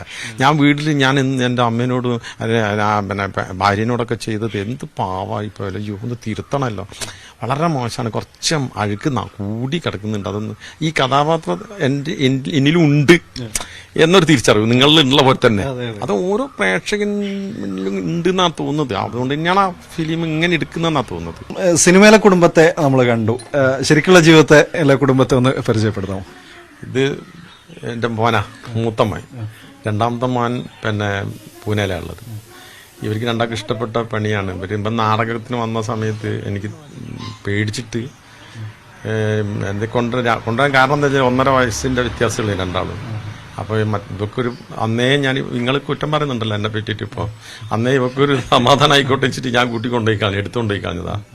അപ്പോൾ 1.5 വയസ്സ് ആകുമ്പോൾ എൻ്റെ മോൻ എൻ്റെ കൂടിയാണ്. 1.5 വയസ്സ് 2 വയസ്സൊക്കെ ആകുമ്പോൾ അങ്ങനെ ക്യാമ്പിലൊക്കെ ഇട്ടിട്ട് പിന്നെ അവന് വലുതാകുന്നതിനനുസരിച്ച് ഇപ്പം നാടകമൊക്കെ ചെയ്യണം എന്നുള്ള താല്പര്യമൊക്കെ വന്ന് അപ്പം നമ്മളെ വഴിയിൽ വന്നാൽ ഇടങ്ങാറായിപ്പോൾ. ഞാൻ പൊപ്പുച്ചവനെ കഴിക്കുന്ന LIC ഉള്ളതിനെ കൊണ്ടാണ്, മനസ്സിലായില്ലേ.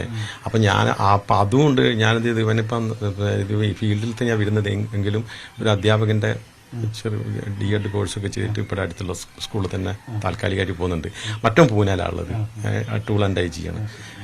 ഛന്തസ്സിന് എന്താ പറയാനുള്ളത്, ഇതെൻ്റെ ഭാര്യയാണ്, ഇവളാണ് ഭാഗ്യം ചെയ്തോളാ, ഞാനും ഭാഗ്യം ചെയ്തോളാ. ഇത് തപ്പ വന്നെൻ്റെ മുത്തുമോള് വരുവോള്. അത് എനിക്ക് പെൺകുട്ടികളില്ലാത്തതിനെ കൂടെയുള്ള വിഷമമുണ്ട്. മോളെ എന്നാ ഞാൻ വിളിക്കല്, പക്ഷെ മോളെ എന്നുള്ള വിളി ഇപ്പം എന്തോ നമുക്ക് ഒരു സംശയം അതിന്റെ ചെങ്ങൾ തീർത്തോളി. ഈ സിനിമയെ കണ്ട അമ്മായച്ചൻ തന്നെയാണോ? അല്ല അതുകൊണ്ട് തന്നെ സിനിമയില് കാണുന്ന സമയത്ത് നമുക്കത് ശരിക്കും പറഞ്ഞാൽ ആസ്വദിച്ച് കണ്ടോന്ന് ചോദിച്ചു കഴിഞ്ഞാൽ നമുക്ക് സംശയമാണ്. നമ്മൾ പിറ്റേ ദിവസം നമ്മൾ സോഷ്യൽ മീഡിയ ഒക്കെ നോക്കുമ്പോഴാണ് അച്ഛൻ ഭീകരനായിട്ടുണ്ടല്ലോ എന്നുള്ളൊരു സാധനം തോന്നണത്. അപ്പൊ വീണ്ടും ആ സിനിമ ഒന്നും കൂടി എടുത്തൊന്നുകൂടി റീഡ് ചെയ്യണം എന്നുള്ളൊരു ഇതിലാണ് നിൽക്കുന്നത്. ഈ സിനിമ കണ്ടവരൊക്കെ പലരും പറഞ്ഞു കേട്ടിട്ടുള്ളത്, ഈ സ്ത്രീകൾ കൂടുതലും പറയുന്നത് ഇതിനകത്ത് നിമിഷയുടെ ക്യാരക്ടർ ഞാൻ തന്നെയാണല്ലോ അത് അങ്ങനെ ഫീൽ ചെയ്തോ? എനിക്കങ്ങനെ തോന്നിയിട്ടില്ല. ഞാൻ സത്യം പറഞ്ഞു കഴിഞ്ഞാൽ ഞാൻ എത്തിപ്പെട്ട ഇടം എനിക്ക് ഏറ്റവും ഭാഗ്യമുള്ളൊരു സ്ഥലമായിട്ടാണ് എനിക്ക് തോന്നിയിട്ടുള്ളത്. ഈ സിനിമയില് മോളെ എന്നാണല്ലോ വിളിക്കുന്നത്, പേര് വിളിക്കുന്നില്ലല്ലോ. അപ്പൊ ഇവിടെ ഇപ്പൊ വിളിക്കുന്ന കേൾക്കുമ്പോ അത് ഫീൽ ചെയ്യുന്നുണ്ടോ? അത് ഞാൻ 2 ദിവസം മുമ്പ് ചന്തുവിനോട് പറഞ്ഞിട്ടുണ്ടായിരുന്നു. അതായത് സിനിമ വരുന്നതിന് മുമ്പ് മോളേന്ന് വിളിക്കുമ്പോ എനിക്ക് വലിയ പ്രശ്നമൊന്നും തോന്നിയില്ല. പിന്നെ അത് കഴിഞ്ഞിട്ട് പിറ്റേ ദിവസമായി കഴിഞ്ഞപ്പോഴാണ് മോളേന്ന് വിളിക്കുമ്പോ പിന്നെ അതേ ടോണിലാണല്ലോ വിളിക്കുന്നത്. അപ്പൊ എനിക്ക് ഉള്ളിലൊരു കാളലൊക്കെ തോന്നി തുടങ്ങി. അപ്പൊ ഞാൻ അച്ഛനോട് പറഞ്ഞപ്പോ അയ്യോ എന്റെ മോളെ എന്നായി പിന്നെ വിളി. ഈ സിനിമയിലെ പിന്നെ ഇത് പറയുന്നുണ്ടല്ലോ, കല്ലിലരച്ച ചമ്മന്തി വേണം, പിന്നെ അതുപോലെ വാഷിംഗ് മെഷീനിൽ അലക്കണ്ട, അങ്ങനെയൊക്കെ പറയുന്നത് അങ്ങനെയൊക്കെയാണോ ശരിക്കും? അല്ലല്ല, അങ്ങനൊന്നും പറയില്ല. അങ്ങനത്തെ നിർബന്ധങ്ങളൊന്നുമില്ല അല്ലെ? കല്ലിലരച്ച ചമ്മന്തി വേണം എന്നുള്ള നിർബന്ധം വേണമെന്നും പറയില്ല. പിന്നെ വാഷിംഗ് മെഷീനിൽ ഒരു ദിവസം പറഞ്ഞിരുന്നു, അല്ല മോൻ വാങ്ങാന്ന് പറഞ്ഞപ്പോ എന്തിനാ ഇപ്പം വാങ്ങേണ്ട ആവശ്യമുണ്ടോ എന്ന് ചോദിച്ചിരുന്നു. രണ്ടാളല്ലേ ഉള്ളൂ നമ്മള്, ആള് കൂടുമ്പോ ചെയ്താൽ പോരുന്നുണ്ട്. പക്ഷെ വാങ്ങിയതിനൊന്നും പ്രശ്നമൊന്നുമില്ല. സിനിമ കണ്ടില്ലേ, എങ്ങനെ ഫീൽ ചെയ്ത്? സിനിമ ഭയങ്കരമായിട്ട് ഫീൽ ചെയ്തിരിക്കുന്നു. പക്ഷെ ആ അച്ഛനല്ല ഈ അച്ഛൻ, അതില് വ്യത്യാസമുണ്ട്. നമ്മൾ പുതിയൊരു ജനറേഷൻ ഇങ്ങനത്തെ കാര്യങ്ങളിൽ കുറെ കൂടെയൊക്കെ ഒരു ജനാധിപത്യപരമായിട്ട് കുടുംബത്തിനകത്തൊരു ജനാധിപത്യമൊക്കെ ഉണ്ടാക്കാനൊക്കെ ശ്രമിക്കാറുണ്ട് പല ഘട്ടത്തിലും, കുടുംബത്തിലായാലും റിലേഷൻഷിപ്പിലായാലും ഒക്കെ. അങ്ങനെ ഇത് സിനിമ കണ്ടപ്പോൾ അത്തരം കാര്യങ്ങളൊക്കെ ഞാൻ ഇതിൻ്റെ അകത്തൊക്കെ ജനാധിപത്യമുള്ള ആളാണോ അങ്ങനെയൊക്കെ തോന്നിയോ? ഞാനങ്ങനെ എന്താ പറയുക, ജനാധിപത്യപരമായിട്ട് തന്നെയാണ് ഞാൻ നിൽക്കാറുള്ളത്. ഞാനിപ്പോൾ അങ്ങനെ ഭക്ഷണം ഉണ്ടാക്കി കൊടുക്കുകയാണെങ്കിൽ ഞങ്ങൾ രണ്ടുപേരും തന്നെയാണ് രാവിലത്തെ ഭക്ഷണം ഉണ്ടാക്കി തരാമെന്ന് പറയാറ്. ചില സമയത്തൊക്കെ നമ്മൾ ഉറങ്ങിപ്പോട്ടോ, എന്തെങ്കിലും വർക്കൊക്കെ കഴിഞ്ഞിട്ടൊക്കെ നമ്മൾ ഉറങ്ങിപ്പോവും. അപ്പം അമ്മ വന്നിട്ട് ചോദിക്കും, ഭക്ഷണം ഉണ്ടാക്കി തരാമെന്ന് പറഞ്ഞ് പോയതാന്ന് പറഞ്ഞ് നമ്മൾ അറിയാം. പക്ഷെ നമുക്ക് അങ്ങനത്തെ ഒരു ബുദ്ധിമുട്ടോ കാര്യങ്ങളോ ഇല്ല, നമ്മൾ തന്നെ ആ കാര്യങ്ങളൊക്കെ ചെയ്തു പോവും. ഇപ്പോൾ പാത്രം കഴുകുന്നതാണെങ്കിലും ഇപ്പോൾ അവളുടെ പാത്രമാണെങ്കിലും ഞാൻ കഴുകും. അങ്ങനെ അതൊന്നും വലിയ പ്രശ്നമായിട്ടുള്ള കാര്യമല്ല. അപ്പോൾ ഈ ക്യാരക്ടർ ശ്രദ്ധിക്കപ്പെട്ടതോടുകൂടി അച്ഛൻ ഭയങ്കര ഹിറ്റായല്ലോ. അപ്പം നാടകക്കാരൊക്കെ വിളിക്കുന്നുണ്ടോ? പഴയ നാടക സുഹൃത്തുക്കളോ അവരൊക്കെ വിളിച്ച് കാര്യങ്ങളൊക്കെ ഷെയർ ചെയ്യുന്നുണ്ടോ? ഇഷ്ടം പോലെ എന്ന് പറഞ്ഞാൽ ഇഷ്ടം പോലെ. ഇത് വളരെയധികം ഹിറ്റായതോടുകൂടി തന്നെ ഇനിയിപ്പം കൂടുതൽ സിനിമകളൊക്കെ വരുമായിരിക്കും. ഇപ്പം വർക്ക് ചെയ്തുകൊണ്ടിരിക്കുന്ന ഏതെങ്കിലും സിനിമ ഉണ്ടോ? ഇല്ല. ഞാൻ അതിന്റെ ഇത് കഴിഞ്ഞതിന് ശേഷം വിജയ് സേതുപതിന്റെ ഒരു സിനിമയിൽ ചെറുങ്ങനെ റോള് അഭിനയിച്ചിരുന്നു. ഒരു പോസിറ്റീവ് എനർജി കിട്ടുന്നുണ്ട്. അപ്പോൾ ആത്മവിശ്വാസമുണ്ട്. ഇപ്പം നമുക്ക് ഇനിയിപ്പോൾ ആരെങ്കിലും വിളിക്കുകയാണെങ്കിലൊക്കെ ചെയ്തു കൊടുക്കുക എന്നുള്ള വിധത്തിലാണ്. അപ്പം നാടകം പ്ലാൻസ് ഉണ്ടാവും. പിന്നെ നാടകം വേണം. നാടകം ഇല്ലാതെ എനിക്ക് ഈ നാടകം നടന്നു പോകും. നാടകം അതങ്ങ് നടന്നു പോകും. ഇനിയിപ്പം ഇത് പുതിയ തലമുറ ഒക്കെ ഏറ്റെടുത്തോളും, അതൊന്നും പ്രശ്നമില്ല. എനിക്കിപ്പോൾ നമ്മൾ പറഞ്ഞു കൊടുക്കുന്ന രീതിയിലൊക്കെ മതി. നമ്മളിപ്പോൾ അതിൻ്റെ അകത്ത് അങ്ങനെ വർക്ക് ചെയ്യണമെന്നില്ല. ശാരീരികമായിട്ട് നമുക്ക് പറ്റുന്ന രീതിയിലല്ലേ ചെയ്യാൻ പറ്റും. ഇപ്പോൾ സിനിമയിലായാലും എനിക്കിപ്പോൾ ശാരീരികമായിട്ട് എന്നെ കൊണ്ട് കഴിയുന്ന രീതിയിലല്ലേ ചെയ്യാൻ പറ്റും. പക്ഷെ ആത്മവിശ്വാസമുണ്ട് ഏത് റോളും ചെയ്യാമെന്ന് എന്ന് കരുതിയിട്ട് ഇപ്പം നേരത്തെ പറഞ്ഞ പോലെ നിങ്ങൾക്ക് ഏത് റോളും ചെയ്യാൻ പറ്റുമെന്ന് പറഞ്ഞാൽ പിന്നെ കോളേജ് ചെറുപ്പക്കാരനായിട്ട് അഭിനയിക്കാൻ പറ്റുമെന്നൊക്കെ ചോദിച്ചിരുന്നു. അത് തരില്ല, എനിക്ക് പറ്റില്ല. എന്നെ കൊണ്ട് കഴിയുന്ന റോളുകൾ ആത്മവിശ്വാസത്തോടുകൂടി ചെയ്യും. Thank you. നല്ലൊരു മനുഷ്യരെ കാണാൻ പറ്റി. ഞാൻ കുറേ കാലം കോഴിക്കോടുണ്ടായിരുന്നു കോളേജ് കാലത്ത്. അപ്പോൾ അവിടെ ഈ നാടക പ്രവർത്തനം ഉണ്ടായിരുന്നു. വളരെ ഡൗൺ ടു എർത്ത് ആയിട്ടുള്ള പച്ചയായ മനുഷ്യന്മാർ. കോഴിക്കോട് എന്ന് പറയുന്നത് തന്നെ ഞാൻ തുടക്കത്തൊക്കെ കാസർഗോഡ്, കണ്ണൂർ, കോഴിക്കോട് ഈ ഭാഗത്തൊക്കെ ആയിരുന്നു. പക്ഷെ നമ്മൾ ഈ നല്ല മനുഷ്യന്മാരെ കാണുന്നു, നല്ല സൗഹൃദങ്ങൾ ഉണ്ടാക്കുന്നു, ഭയങ്കര രസമായിട്ട് സംസാരിക്കുന്ന ആളുകൾ, നന്നായിട്ട് ഇടപെടുന്ന ആളുകളൊക്കെയാണ്. ഭയങ്കര ഇതാണെങ്കിലും വന്ന ആൾക്കാർ ഇപ്പൊ നമ്മൾ അയ്യപ്പനും കോശിയില്ല കഥാപാത്രം മറ്റേ ഡ്രൈവറായിട്ടുള്ള അദ്ദേഹത്തിന്റെ പേര് ഞാൻ പറഞ്ഞു. അദ്ദേഹം എന്തൊരു ഗംഭീര പെർഫോമൻസ് ആണ്. എല്ലാം നാടകപ്രവർത്തനം. ഇത് തന്നെ പുള്ളി എത്രയോ വർഷമായിട്ട് നാടകം ചെയ്യുന്ന ആളാണ്. പക്ഷെ ഒരു സിനിമ വേണ്ടി വന്നു. സുരേഷ് ബാബു എന്ന് പറയുന്ന ആളിനെ ഒരു, കാരണം ഈ സംസാരിക്കുന്നതൊക്കെ സിനിമയിൽ സംസാരിക്കുന്നതൊക്കെയാണ്, പക്ഷെ കാലേ വരത്തഴിക്കുന്ന ചില സമയത്ത് എന്നൊക്കെ പറയുന്നവരാണ്. ഈ ഏറ്റവും വലിയ പ്രത്യേകത എന്ന് പറഞ്ഞാൽ ഈ സിനിമയിൽ ഈ ആളുകൾക്ക് ഇങ്ങനെ പ്രത്യേകിച്ച് പേരെന്നുള്ളതായിട്ട് കണ്ടിട്ട്, ഇപ്പോൾ സുരാജിനായാലും നിമിഷയ്ക്കായാലും ഈ പുള്ളിയുടെ ക്യാരക്ടറിനായാലും അങ്ങനെ ഒരു പേരൊന്നുമില്ല. പേര് നിങ്ങൾക്ക് ഇഷ്ടമുള്ള പേര് വിളിക്കുക, അല്ലെങ്കിൽ നിങ്ങളാണെന്ന് തോന്നുന്ന അത്തരത്തിലുള്ള. പക്ഷേ പുള്ളി ഭയങ്കര രസമാണ്. ഈ പറഞ്ഞ പോലെ മോളെന്നേ മാത്രമേ വിളിക്കുന്നുള്ളൂ. അപ്പോൾ ഈ മോളെ വിളി ഇപ്പോൾ തന്നെ സ്വന്തം വീട്ടിലെ മോള് പറയും, സിനിമ കണ്ട ശേഷം മോളെ വിളി കേൾക്കുമ്പോൾ എന്തോ ഒരാളുണ്ട്. ഏതായാലും സുരേഷ് ബാബു ചേട്ടന് എല്ലാവിധ ആശംസകളും. എനിക്ക് തോന്നുന്നു ഇത് കിട്ടട്ടെ എന്ന് ഞങ്ങൾ പ്രാർത്ഥന. എനിക്ക് തോന്നുന്നു കുറച്ച് നേരം അദ്ദേഹം കാര്യങ്ങൾ പറയുന്നുണ്ട്. അപ്പോൾ നമ്മൾ നമ്മുടെ ഒരു സമയക്കുറവ് കൊണ്ടാണ് നമ്മളിതൊരു 10 മിനിറ്റിലേക്ക് നമുക്ക് ചുരുക്കേണ്ടത്. ഇതിൻ്റെ എനിക്ക് തോന്നുന്നു ഈ ഫുൾ വെർഷൻ പ്രേക്ഷകരിലേക്ക് എത്തിക്കാൻ കഴിയും എന്ന് തന്നെയാണ് പ്രതീക്ഷിക്കുന്നത്. അങ്ങനെ ഫുൾ വെർഷൻ എത്തിക്കുകയാണെങ്കിൽ അതൊരു പ്രേക്ഷകർക്കും ഒരു നല്ല അനുഭവമാകും. എന്തായാലും അതുമായി ബന്ധപ്പെട്ട് അത് എത്തിക്കാൻ കഴിയുമെങ്കിൽ ആ സമയം പ്രേക്ഷകരെ അറിയിക്കുന്നതാണ്.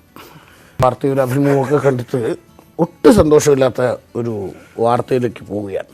പിന്നെ അത് ശീലമായതുകൊണ്ട് കുഴപ്പമില്ല. അതെ, കൂടെ ഇങ്ങനെ നമ്മളെ ദുഃഖിപ്പിക്കുക, അത് ഒറ്റയടിക്കങ്ങ് ദുഃഖിപ്പിച്ചൂടെ എന്ന് ആളുകൾ ചോദിച്ചു തുടങ്ങിയിട്ടുണ്ട്. ഏതായാലും കുതിച്ചുയർന്ന ഇന്ധനവില. രാജ്യത്തെ ഇന്ധനവില വീണ്ടും വർദ്ധിപ്പിച്ചു. പെട്രോളിന് 25 പൈസയും ഡീസലിന് 26 പൈസയുമാണ് ഇന്ന് കൂട്ടിയത്. ഇതോടെ സംസ്ഥാനത്ത് ഡീസൽ വില സർവ്വകാല റെക്കോർഡിലെത്തി. വിവരങ്ങളുമായി VS അനു ചേരുകയാണ്. അനു, ഈ ആഴ്ച ഇത് ഈ മാസവും ഇത് മൂന്നാമത്തെ തവണ. അതെ, ഓർക്കാറില്ല. ഇത് എന്തുകൊണ്ടായിട്ട് ഒന്നും പറയാൻ പറ്റുന്നില്ല. ഇത് 3-ാം തവണയാണ് വില വർദ്ധിപ്പിക്കുന്നതെന്നാണ് മനസ്സിലാക്കുന്നത്. എന്താണ് വിലവരം? ആളുകളുടെ പ്രതികരണത്തിലോടൊന്നും പോകണ്ട, കാരണം ആളുകൾക്ക് ഏതാണ്ട് ശീലമായി കഴിഞ്ഞു. എന്ത് പറയാൻ എന്നായിരിക്കും സ്വാഭാവികമായും ആളുകൾ പ്രതികരിക്കുക.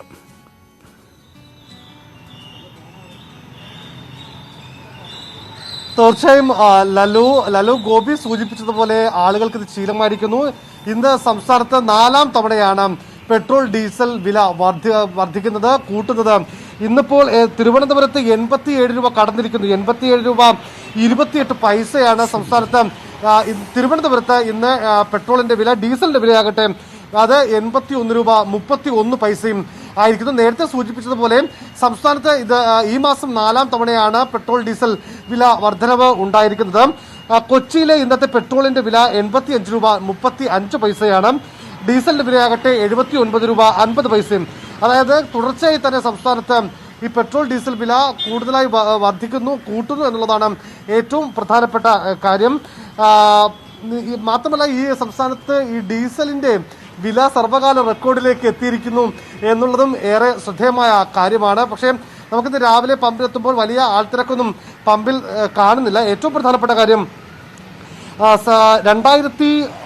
ഇതിനു മുമ്പ് 2018 ഒക്ടോബറിൽ ഡീസലിന് 80 രൂപ ആയിരുന്ന ഒരു സാഹചര്യം ഉണ്ടായിരുന്നത്. 2018 ഒക്ടോബറിൽ 87 രൂപ 45 പൈസ പെട്രോളിനും അതായത് ഉയർന്നു. പക്ഷെ ആ സമയത്ത് പെട്രോളിന്റെ ബാരലിന് അത് ക്രൂഡ് ഓയിൽ പെട്രോളിന്റെ അന്താരാഷ്ട്ര മാർക്കറ്റിലെ വില 90 രൂപ മാത്രമായിരുന്നു എന്നുള്ള സാഹചര്യവും നമ്മൾ ശ്രദ്ധിക്കേണ്ടതാണ്. ഏതായിരുന്നാലും സംസ്ഥാനത്ത് 4ാം തവണയും ഈ മാസം 4ാം തവണയും ഇന്ധനവില കൂട്ടിയിരിക്കുന്നു. ഇന്ന് തിരുവനന്തപുരത്ത് 87 രൂപ 28 പൈസ ആയിരിക്കുന്നു. ഈ മാസം ഇത് ഇങ്ങനെ 25 പൈസ 26 പൈസ വെച്ച് കൂട്ടാൻ ഏതായാലും 100 രൂപ എത്തുമായിരിക്കും. ഒറ്റയടിക്ക് 100 രൂപയ്ക്ക് അത്രയും ഞാനാലോചിക്കുന്നത് ഈ മാസം 19 ആയിട്ടുള്ളൂ. ഇതിപ്പോ 4ാം തവണയാണ്. ഇനിയും ഈ മാസം തീരാൻ 10 ദിവസമുണ്ട്. ഞാൻ എന്താണ് 2500 രൂപയ്ക്ക് അടിച്ച ഒരു വണ്ടി ഫുൾ ടാങ്കുമായിരുന്നു. ഇപ്പം 3000 രൂപ അടിച്ചിട്ട് താടിക്കുകയും കൊടുത്ത് ഇങ്ങനെ നോക്കിക്കൊണ്ടിരിക്കുന്നു. എങ്കിലാണെങ്കിൽ കാരണം നമുക്ക് കിട്ടുന്ന എണ്ണ അത്രയും കുറയാണ്. 3 ലിറ്റർ 2 ലിറ്റർ 3 ലിറ്ററൊക്കെ വ്യത്യാസം വരികയാണ്. ഏതായാലും ഇതിങ്ങനെ പോകും. ഏതായാലും മറ്റൊന്ന് പ്രധാനമായിട്ട് നോക്കാനുള്ളത് ഒരു ഭാഗത്ത് ജീവിത പ്രാരാബ്ദങ്ങൾ നമ്മളുടെ കൂടിക്കൊണ്ടിരിക്കുന്നു. പക്ഷെ എങ്ങനെ ജീവിക്കുന്ന ആലോചിച്ചിട്ട് കർഷകർ സമരം തുടങ്ങിയിട്ട് എത്ര കാലമായി? ഒരു 50 ദിവസം കഴിഞ്ഞു സമരം. 53 ദിവസമാകുന്നു. 10 ചർച്ച അല്ലേ? ഒരു സമരം അവസാനിപ്പിക്കാൻ, ഒരു സമരം ഒത്തുതീർപ്പാക്കാൻ, അല്ലെങ്കിൽ പ്രശ്നപരിഹാരത്തിന് 9 ചർച്ച കഴിഞ്ഞു. ഇത് നടക്കാനുള്ള 10ാമത്തെ ചർച്ചയാണ്. 10ാമത്തെ ചർച്ച നാളത്തേക്കാണ് മാറ്റിയിട്ടുള്ളത്. ഇന്ന് 12 മണിക്ക് വിജ്ഞാൻ ഭവനിലായിരുന്നു ചർച്ച നിശ്ചയിച്ചിരുന്നത്. നിയമങ്ങൾ പിൻവലിക്കാൻ കഴിയില്ലെന്നും ഭേദഗതികൾ ചർച്ച ചെയ്യാമെന്നുമാണ് കേന്ദ്ര സർക്കാർ നിലപാട്. എന്നാൽ നിയമങ്ങൾ പിൻവലിക്കാതെ സമരം അവസാനിപ്പിക്കില്ലെന്ന നിലപാടിൽ ഉറച്ചു നിൽക്കുകയാണ് കർഷക സംഘടനകൾ. റിപ്പബ്ലിക് ദിനത്തിൽ ഡൽഹി അതിർത്തികളിൽ റാലി നടത്തുന്നതടക്കം സമര പരിപാടികളുമായി മുന്നോട്ട് പോകാനാണ് കർഷക സംഘടനകളുടെ തീരുമാനം. ഈ സാഹചര്യത്തിൽ നാളത്തെ ചർച്ചയിലും സമവായത്തിലെത്താനുള്ള സാധ്യത കുറവാണ്. നമ്മൾ ഈ 50 ദിവസം എന്നൊക്കെ പറയുമ്പോൾ ഇങ്ങനെ പറഞ്ഞിരിക്കുന്നാലും നമ്മൾ ഇവിടെയുള്ള രാവിലത്തെ തണുപ്പ് നമുക്ക് സഹിക്കാൻ പറ്റും. ഞാൻ തമാശ പറഞ്ഞിട്ട് ഇന്ന് രാവിലെ ഞാൻ ഇപ്പോൾ ചില പ്രത്യേക സാഹചര്യത്തിൽ നമ്മൾ രാവിലെ വെളുപ്പിന് 3 മണിക്ക് 3:30 എണീക്കുമല്ലോ. ആവത്ത് വെച്ചാൽ ഒന്ന് ജസ്റ്റ് ഒന്ന് ബാൽക്കണി എന്തോരം തണുപ്പാരെന്നറിയോ. ഞാൻ ഒന്ന് കഴിഞ്ഞ 2-3 ദിവസം ഇടുക്കിയൊക്കെ ഒന്ന് പോയിട്ട് വന്നില്ല. അവിടെ വന്ന് ഞാൻ കാന്തല്ലൂരൊക്കെ പറയുന്നത് 32 ദിവസമായി അവിടെ സൂര്യനെ കണ്ടിട്ടുണ്ടെന്നൊക്കെയാണ്. കാരണം മഞ്ഞ് മഴയാണ്. ഇവിടുത്തെ തണുപ്പിൻ്റെ അവസ്ഥ ഇതാണ്.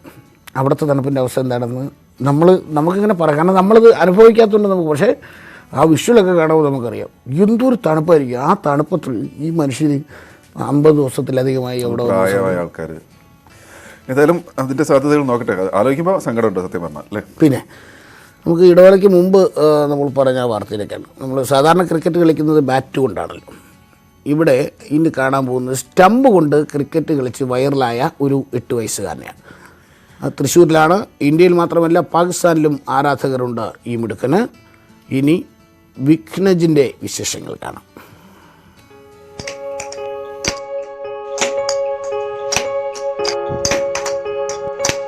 സ്റ്റംപ് ഉപയോഗിച്ച് വിഘ്നജ് ക്രിക്കറ്റ് കളിക്കുന്ന ഈ വീഡിയോയാണ് വൈറലായത്. അച്ഛൻ പ്രജിത്ത് ഫേസ്ബുക്കിൽ പങ്കുവച്ച വീഡിയോ വടക്കേ ഇന്ത്യയിലും പാകിസ്ഥാനിലും പ്രചരിച്ചു. ലക്ഷക്കണക്കിന് ആളുകൾ വീഡിയോ കണ്ടു. വീഡിയോയ്ക്ക് ചുവട്ടിൽ വിഘ്നജിനെ അഭിനന്ദിച്ച് നിരവധി പേർ കമന്റുകൾ എഴുതി. പാകിസ്ഥാനിലെ ഒരു ടെലിവിഷൻ ചാനൽ ഈ കൊച്ചുമിടുക്കന്റെ വീഡിയോ സംപ്രേഷണവും ചെയ്തു.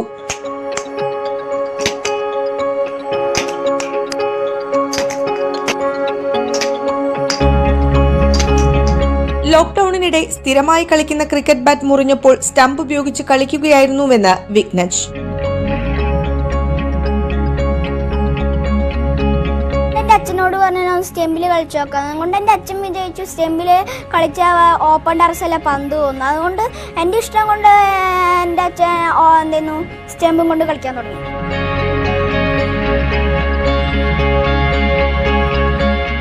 ഭാവിയിൽ ഒരു ക്രിക്കറ്ററാകാൻ ആഗ്രഹിക്കുന്ന ഈ 8 വയസ്സുകാരൻ രോഹിത് ശർമ്മയുടെ ആരാധകനാണ്.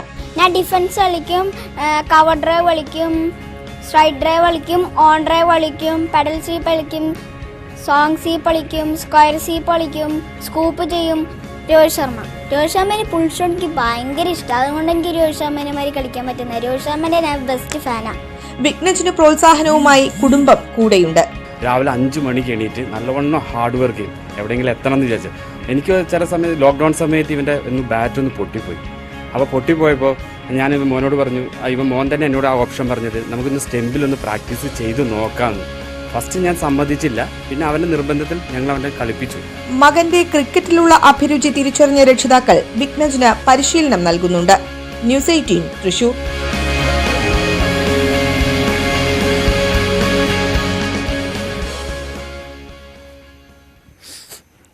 ഞാൻ സ്ട്രൈറ്റ് ഡ്രൈവ് കളിക്കും, സ്ക്വയർ കട്ട് കളിക്കും, ലോങ് സ്വീപ്പ് കളിക്കും, സ്ക്വയർ സ്വീപ്പ് കളിക്കും എന്നൊക്കെ വളരെ കോൺഫിഡൻ്റ് ആയിട്ട് പറഞ്ഞു. സകല ഷോട്ടും കളിക്കുന്നുണ്ട്. കളിക്കുന്ന മാത്രമല്ല എല്ലാം നല്ല ഉഗ്രൻ. ആ ഷോട്ട് ഫോളോ ത്രൂ എല്ലാം ഗംഭീരമാണ്. രാവിലെ 5 മണിക്ക് എണീറ്റിട്ട് ഈ പ്രായത്തിൽ പ്രാക്ടീസ് തുടങ്ങുന്നില്ല. ഇവിടെ 7 മണിക്ക് എഴുന്നേറ്റിരുന്ന് വാർത്ത വായിക്കുക. ഏതായാലും നല്ലൊരു നിലയിൽ മക്കൾ എത്തട്ടെ എന്ന് കാരണം 8 വയസ്സായിട്ടുള്ളൂ. സൂപ്പർ ടാലന്റായി മുന്നോട്ട് പോട്ടെ. രോഹിത് ശർമ്മയുടെ ആരാധന എന്ന് തോന്നിയിട്ടുള്ളത് അത് കണ്ടറിഞ്ഞ അച്ഛനും അമ്മയും നമ്മളൊക്കെ കളിക്കാൻ തുടങ്ങി പോയി പഠിക്കണം ഇവർ ആ ടാലന്റ് പ്രോത്സാഹിക്കുന്ന അച്ഛനമ്മയ്ക്കും ഒരു വലിയ സല്യൂട്ട്. രോഹിത് ശർമ്മയുടെ ആരാധകൻ കൂടിയാണ് എന്ന് പറഞ്ഞു. തീർച്ചയായും ആ ഒരു ലെവലിലൊക്കെ എത്തട്ടെ എന്ന് ആശംസിക്കുകയാണ്. ഈ സാഹസികതയിലേക്ക് വരാം. സാഹസികത നമുക്ക് പലർക്കും ഇഷ്ടമാണ്. ആ തരത്തിലൊരു സാഹസിക യാത്രയിലേക്കാണ് നമ്മൾ പോകുന്നത്. തിരുവനന്തപുരത്തെ കോവളം ബീച്ചിൽ പുതിയതായി ആരംഭിച്ച പാരാസൈലിംഗ് വിനോദസഞ്ചാരികൾക്കായി വലിയ തരംഗം സൃഷ്ടിക്കുകയാണ്. ഉണ്ടായിരുന്നു. പിന്നെ അവിടെ പോയി കഴിഞ്ഞാൽ കംപ്ലീറ്റ്ലി കാമാണ്, വെറും കാമാണ്. നിങ്ങൾക്ക് ഒരുപാട് ഫുൾ ഇങ്ങനെ കാണാം. ഒരു ഡിഫറെന്റ് എക്സ്പീരിയൻസ് ആണ്. ഫുള്ളി കാം ആൻഡ് കൂളായിരുന്നു. ഒരു ടെൻഷനും അങ്ങോട്ട് പോയി കഴിഞ്ഞിട്ട് എനിക്ക് ഉണ്ടായിരുന്നില്ല. കോവിഡ് കാലത്ത് കനത്ത തിരിച്ചടി നേരിട്ട ടൂറിസം മേഖലയ്ക്ക് പാരാസെയിലിംഗ് മുതൽക്കൂട്ടാകുമെന്ന പ്രതീക്ഷയിലാണ് സംഘാടകർ.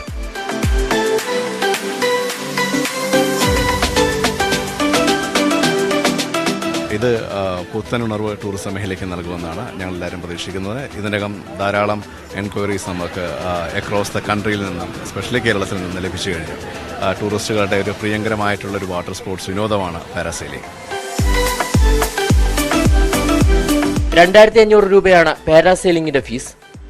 കൂടുതൽ സാഹസം എൻ്റെ അമ്മച്ചി എന്നുള്ള വിളി മാത്രം. പക്ഷെ വേറൊരു സംഭവമാണല്ലേ, കാരണം ഈ 2500 രൂപ കൊടുക്കണം. ഓക്കെ 2000, പക്ഷേ ഈ മേളിൽ നിന്ന് ഇത് കാണുക എന്നുള്ളൊരു ആദ്യത്തെ ഒരാളെല്ലാം കഴിഞ്ഞാൽ പിന്നെ രസമായിരിക്കും. പിന്നെ അത് ഫ്ലൈറ്റിൽ കയറുമ്പോൾ ആദ്യം ഒരാളുണ്ടല്ലോ, പിന്നെ എന്തായാലും കുട്ടി പറഞ്ഞാൽ ഭയങ്കര രസമില്ല. വെറും പൊളിയാണ്. ഏതായാലും നമുക്ക് കൂടുതൽ വാർത്തകളുണ്ട്, വിശദാംശങ്ങളുണ്ട്. ഏതായാലും നോക്കാം. വാർത്തകൾക്ക് വിശദാംശങ്ങൾക്ക് Malayalam.news18.com സന്ദർശിക്കുക. ഇടവേളയ്ക്ക് ശേഷം തിരിച്ചു വരാം.